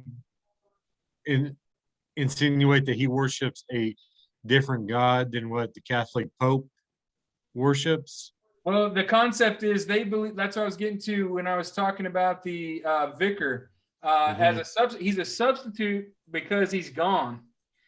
And so their belief is that, as it says down here, their belief is that God is gone from the earth, that he's too busy. He's a big God. He's off like calculating how heavy Saturn's supposed to be, and he's too busy to deal with our personal lives. And so that's kind of the Pope's job, is to deal with all of our personal lives here on earth, because God's too busy to deal with us, is what he says anyway. So let's talk a little bit about what Pope Francis says. A couple of weeks ago, we were talking about who wrote the Lord's Prayer, and we talked about how there was some mystery document called Q that gets the blame for who wrote the Lord's Prayer. We thought it was Jesus, which, if the Q document was the Gospel of St. Thomas, then that's full of quotes from Jesus. So it's possible the Q document really could have been Jesus talking. But Pope Francis says the Lord's Prayer needs to be changed. I'm going to just read what he says in this news article. Pope Francis has called for a change to the wording of the Lord's Prayer, as the existing translation implies God induces temptation. The prayer, also known as Our Father, asks God to lead us not into temptation. Speaking to Italy's channel TV 2000, the Pope said he believed the wording used in English and Italian translation should be altered to reflect that it is not God who leads humans to sin. It is not a good translation because it speaks of God who induces temptation, he said. He added, I am the one who falls. It's not him pushing me into temptation to then see how I have fallen. A father doesn't do that. A father helps you to get up immediately. It's Satan who leads us into temptation, and that's his department. The 80-year-old also highlighted that the Catholic Church in France had already adapted the prayer and used the phrase, do not let us fall into temptation instead. The Lord's Prayer, which is memorized by millions of Christians across the world, appears in the Bible.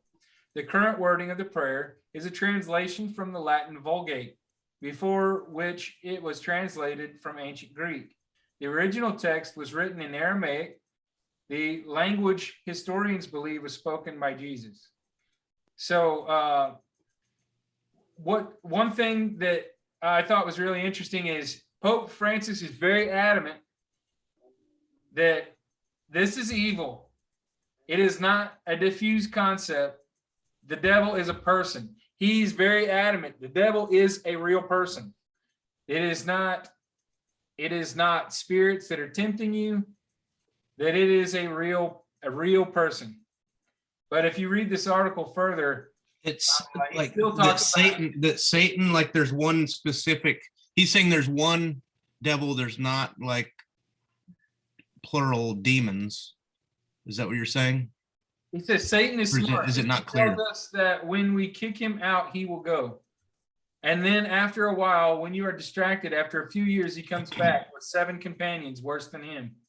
He is very polite, knocks at the door, rings the bell, comes in politely, and in the end, he comes in with his friends.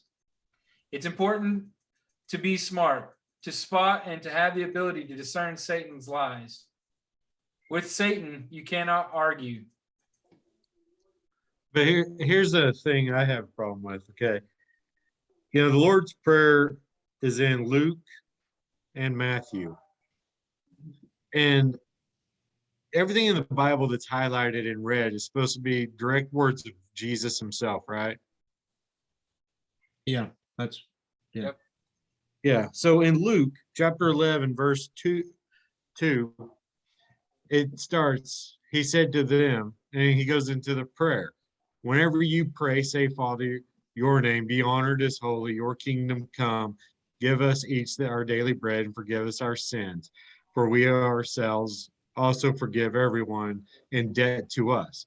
Well, at the bottom of that, and do not bring us into temptation.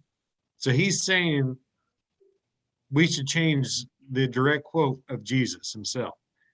Pope, the head of the Catholic Church, wants to change, a direct quote of Jesus. Are you saying the Pope? Are you saying did you say the Pope wants to change it, or this 80-year-old guy, like some other guy? The Pope is the 80-year-old guy. Yeah, Oh, the Pope is okay. the 80-year-old guy. Yeah. So He wants yeah, to- and we just learned that the Spirit led Jesus into the wilderness to be tempted. Yeah. So Maybe that's what he's talking about. And do not bring us into temptation is a direct quote of Jesus. And the Pope wants to change that. Well, Because as we of his, said, from his perspective, he's probably one of those people that believe that Jesus didn't actually say that it was this Q document. But he definitely would know what the Q he's just was. saying it was mistranslated. Yeah. possibly, What the Pope's saying. he wants to make it more clarified. Yeah, he's saying that whenever they translated it from Greek to Latin, that they messed it up.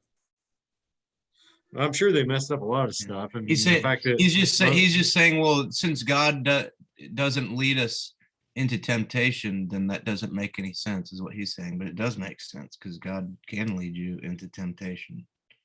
It's not desirable, right? I mean, nobody wants to be led into a place that's going to cause their own destruction if they, show weakness. to me, it's always been kind of, it's a prayer to guide us away from temptation. Yeah. God, give us the strength, guide us away from temptation. Do not lead us into it. Right. Kind of you yourself don't go into temptation.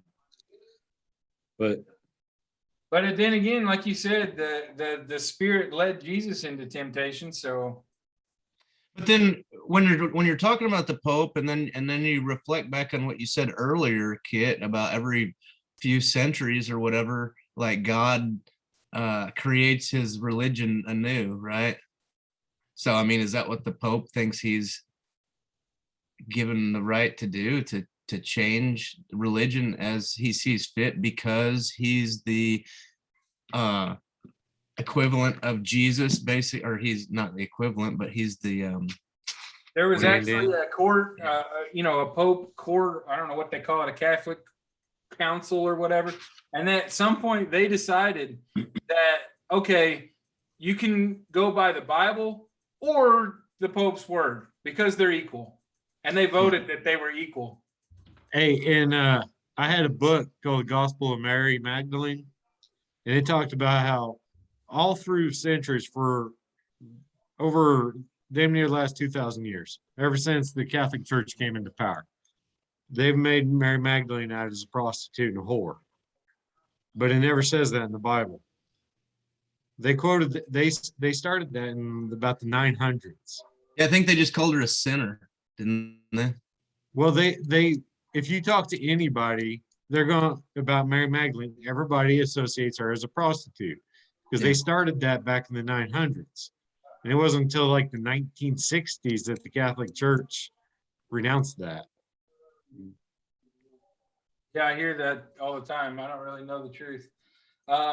We got about 20 minutes remaining. I wanted to just run through a few things real quick that we hadn't got to yet.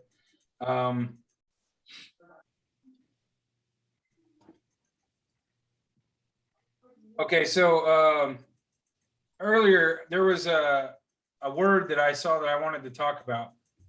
Klipfoth. What is Klipfoth? All right. This is in the Kabbalah, which is Jewish mysticism. It says originally Aramaic, it means peels, shells, or husks, and they are a representation of evil or impure spiritual forces. The polar opposite of holy Sephiroth. The realm of evil is also termed Sitra Akra, the other side. So I was going kind of down a rabbit hole on this. What is Sephiroth? And if you go down here to the bottom, you might recognize this guy. I know Robert might. There's a character from Final Fantasy called Sephiroth. And the name is a combination of Greek words Sephos, meaning beauty, and the name Zipporah, the exceptionally beautiful wife of Moses in the book of Exodus. We talked a few weeks ago about Zipporah. And so I just thought it was interesting to bring up the fact that the name of Moses's first wife has the same name that they're using as a impure spirit. I thought that was kind of a weird coincidence. Klipthoth, Sephiroth means beauty. If you look at the Also, they call it pronunciation. form. Say what? I was going to say, look at the pronunciation. It looks like you can also pronounce it as kilopot. Kellypot. Yeah. Kalipa. Kalipot, Peels, shells. Kilipote. Like if you're like ripping the peels off an orange or something, that would be Yeah. like Kalipa, Kelipin,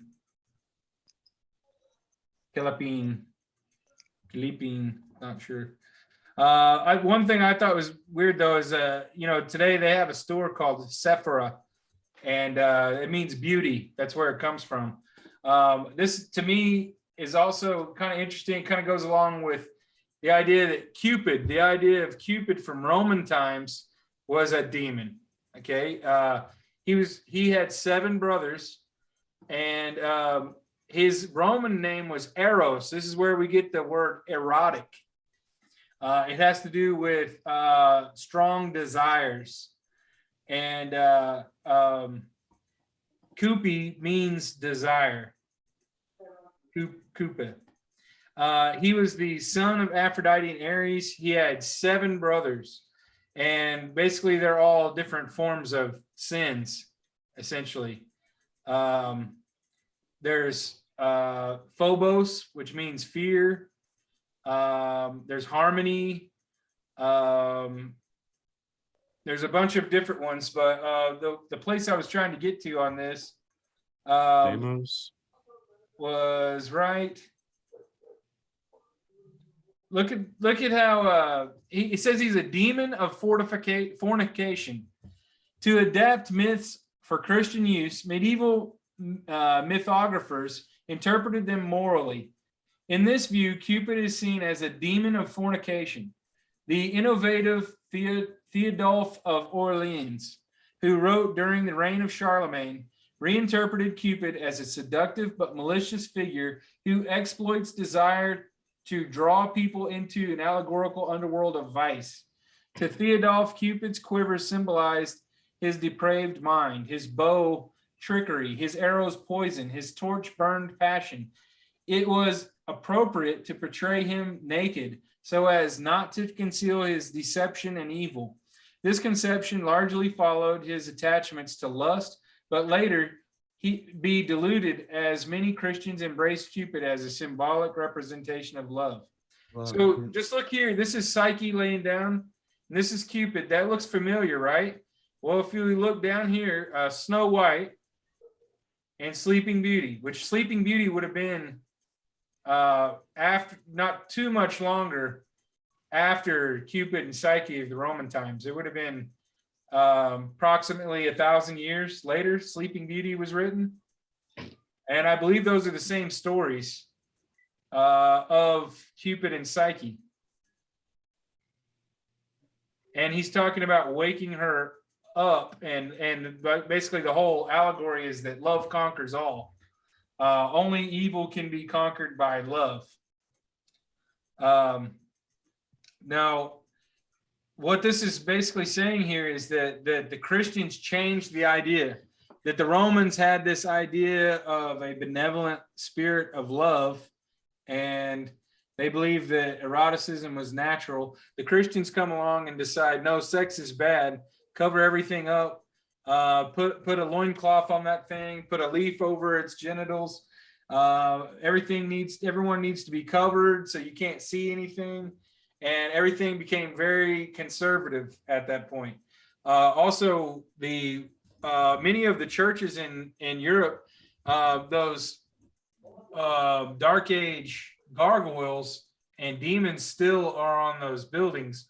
And in Greek times, they changed, like it would have been a benevolent spirit to the Romans. It would have been like a god of wine or a god of nature, something benevolent, like a Pan. But then in medieval times, then all of a sudden they start saying, oh, those demons are evil.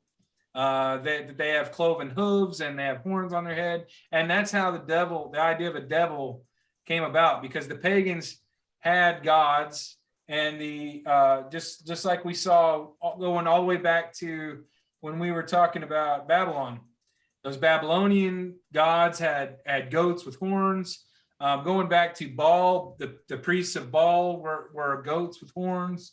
And so these pagan gods got turned into demons. Okay, so does anybody have anything they want to say about that before I move on?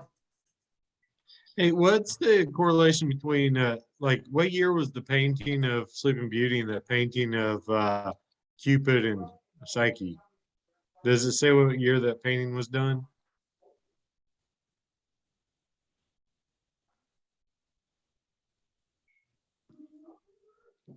That particular painting, I was just curious.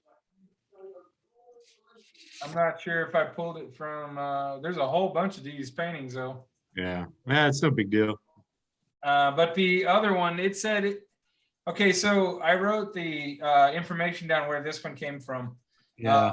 Sleeping Beauty originally was 1528. This picture definitely isn't that old. This is from probably the 1700s, maybe. There was a book out by Charles Perrault, 1697. And then, so it was rewritten 3 times over the course of 200 years. Yeah. Okay, so the last thing I wanted to talk about was here in these videos on demons. Just a little bit ago, we were talking about the fall of Satan in the garden. This video is a really good one to talk about. It's kind of a behind the scenes. He's kind of answering Q&A from fans about this cartoon that they made. And he says some controversial things in there. I'll leave it to you to watch it. There towards the end he does. I still haven't quite wrapped my head around what he's talking about. But one thing he did say it was interesting to me was in Genesis 3, there's two different views. Okay, the first view that most people have is the idea that Genesis is not talking about the fall of Satan, and that we meet Satan in that story, but the fall of Satan happens somewhere else in the Bible later on, and that we don't know all the information about him. Then there's a second view that we are learning about it right then and there. When Satan tempts Adam and Eve, he is made to crawl on his belly like a snake. And they're saying that is the fall.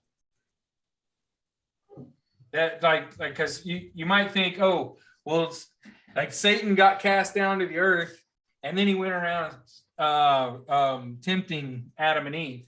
But it could be that the story of Adam and Eve is the story of Adam and Eve, but it's also the simultaneous story of how the devil fell.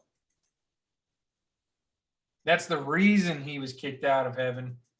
And so to me, what this creates to me is a picture in my mind that kind of goes along with some of the near-death experience videos I've watched, where when people go to the other side, the colors are magnificent, and the gardens are just insanely amazing with every kind of plant you can think of, and beautiful aromas, and the colors are insane. The idea is that heaven is not someplace you go when you die, that heaven is here now, and it's just a frequency we can't get because our frequency is too low. We can't perceive this realm that's all around us now, and that maybe God or Adam and Eve and Satan were both cast out of the garden, and they're here. So I mean, maybe the garden is this idea of heaven.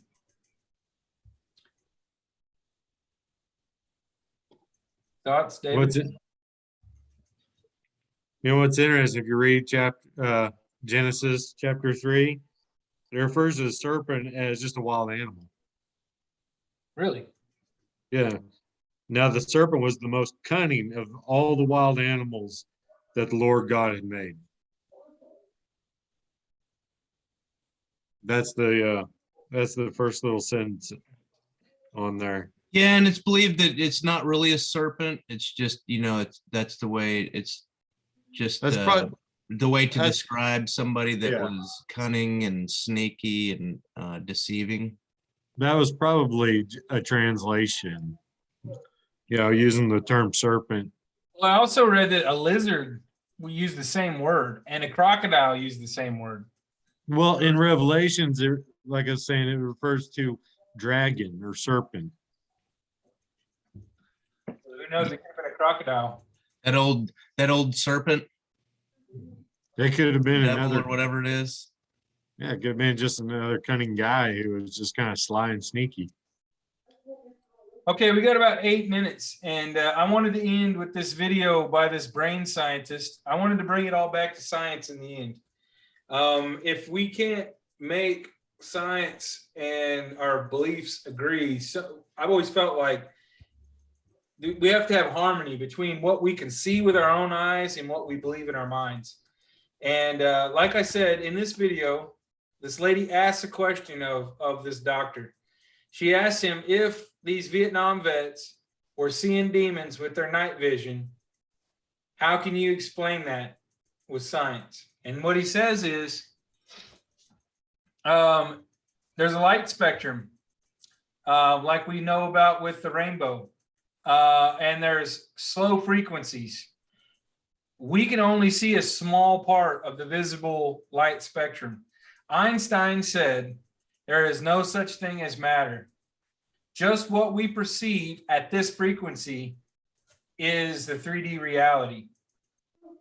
He said the quantum field controls the particle. So the space between the electron and the photon, like we talked about last week, that space between that quantum field of invisible layer we can't detect actually controls the particles, controls the electrons.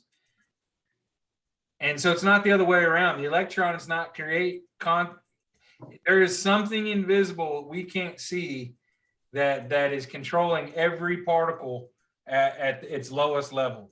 Yeah, I came up with that idea on my own. It's something that makes sense, that dark matter, well, he's saying there's no matter, but it's basically what you're saying is that antimatter or dark matter is the thing that moves.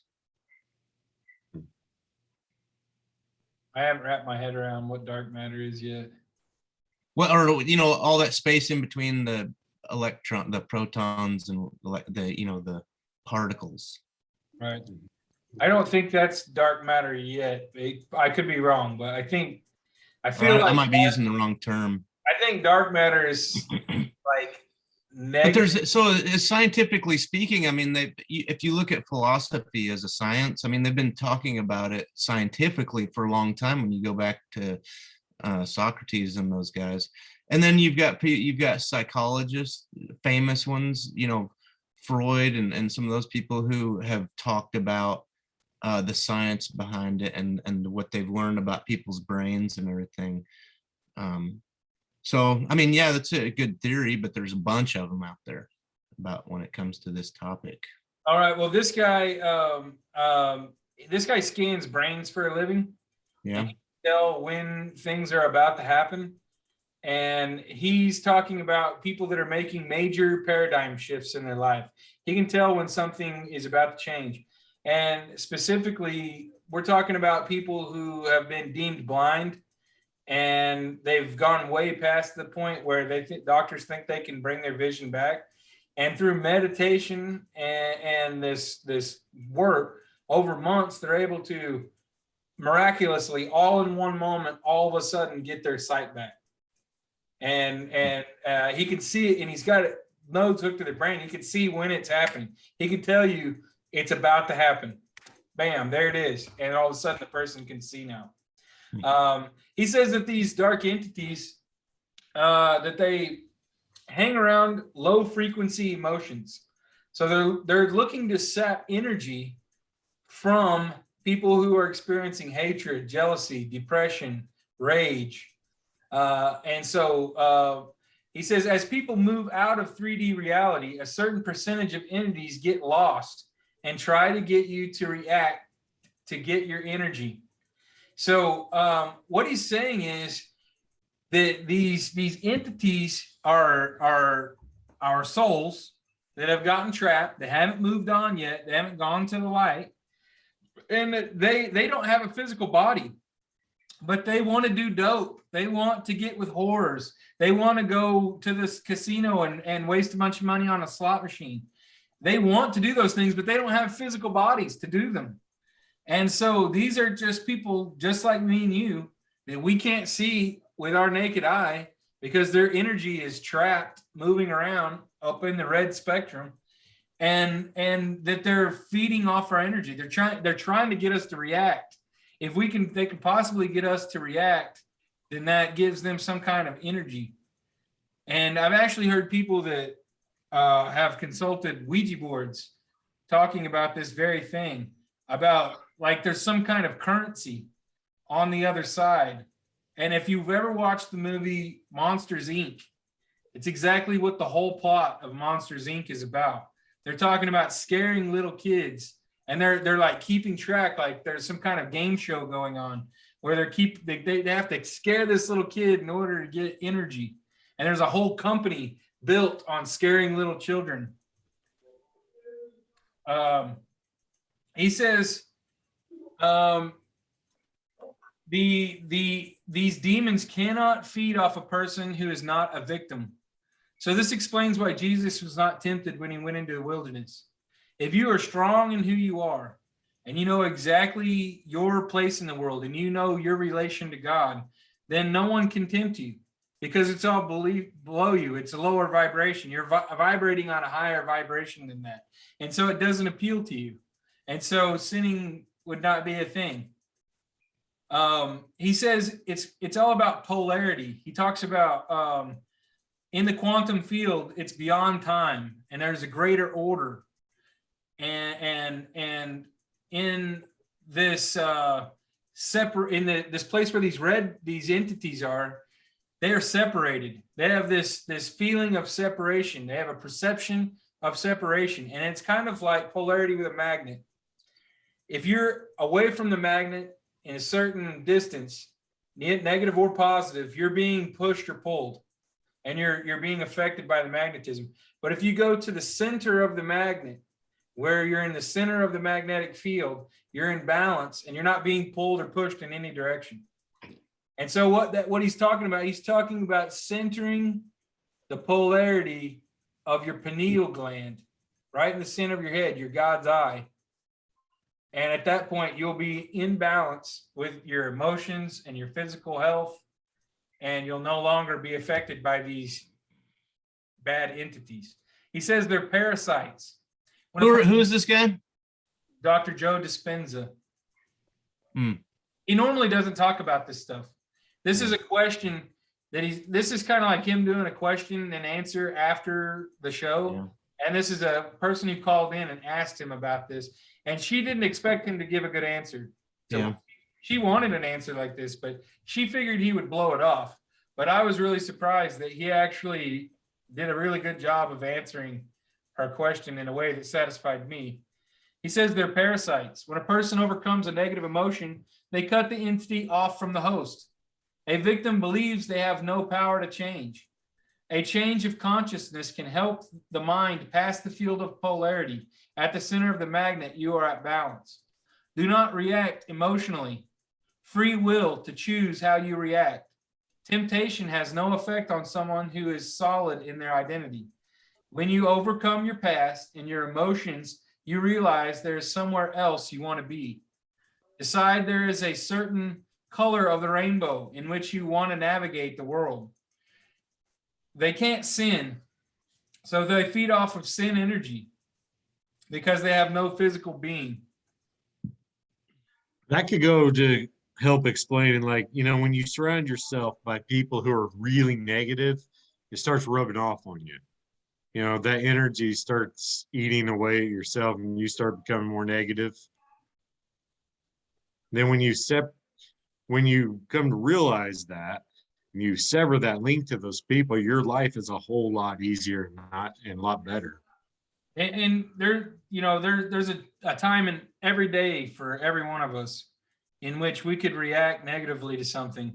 And it's up to us to decide, anytime we, today I used a harsh word today that, could have blown up a situation. And I caught myself midway through getting pissed off, and I decided, I need to take a different route.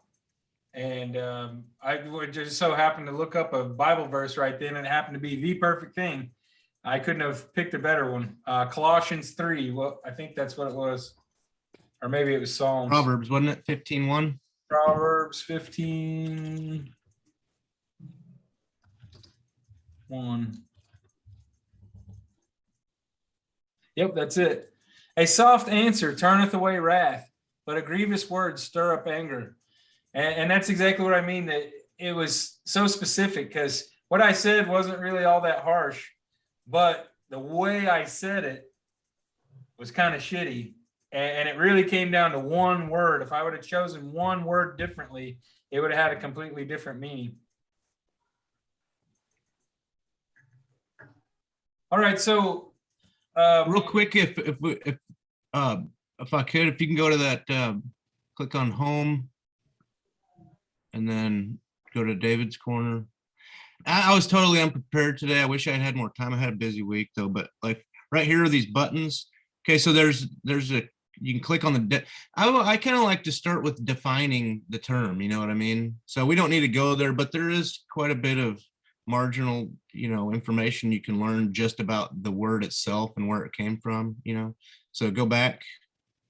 And then also I thought was interesting, and I found some pretty good information here, was the classification of demons in Wikipedia. And then down further, it talks about the Testament, or right there, it talks about the Testament of Solomon. I want to dig into that because it says that it's some of his work dealing with demons, who he had actually used these demons, I guess, to build the temple.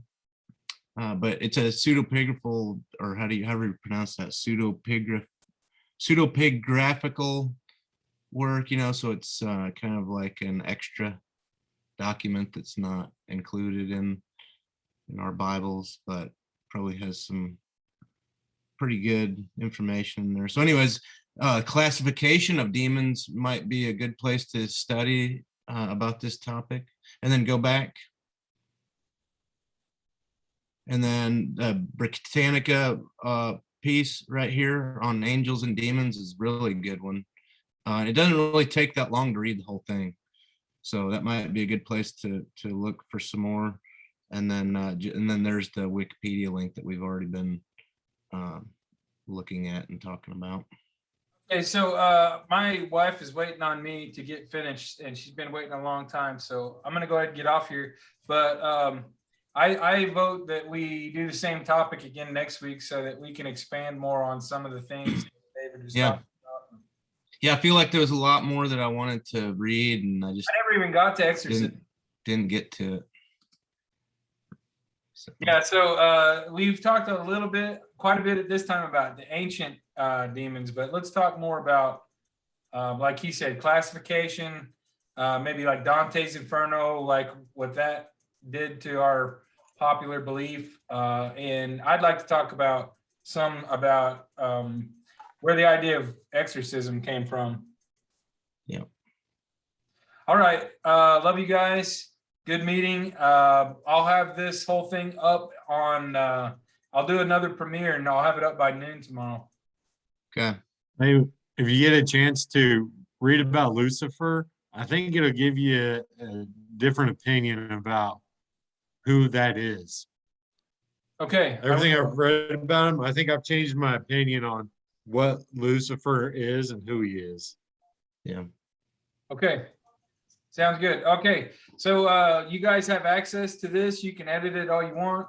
I made slideshows for everybody. You should have one in your email. Now, am I supposed to be able to click on this and edit it? Because I was trying to get into this Google Slides deal and I just couldn't. You're able to click Google Like when I Slides. clicked on it, it wouldn't navigate me to the place where I could edit. See the little logo that says Google Slides? Yeah. If you click that, it'll take you to this Google Slides app. Okay. And then from Try it there, again. you can just open the file. You can see all the files right here. Okay. All right, great show, guys. Let's get together this week and talk about it before the show. We'll do it again next Sunday at 6. Okay. For those of you watching at home, you can join the show anytime you want. Just go to unlockingthetruth.org. I'm going to go ahead and do that now. You can see unlockingthetruth.org. We got a YouTube channel. You can find our community on Locals. If you want to suggest things that we should talk about for next week, just go to our Locals community called Unlocking the Truth and just start up a conversation. We can have a chat room in there, or we can have a long chat. You can also comment in the YouTube channel, or you can even find us on Rumble. All right. See you guys. Have a good one. Have a good one.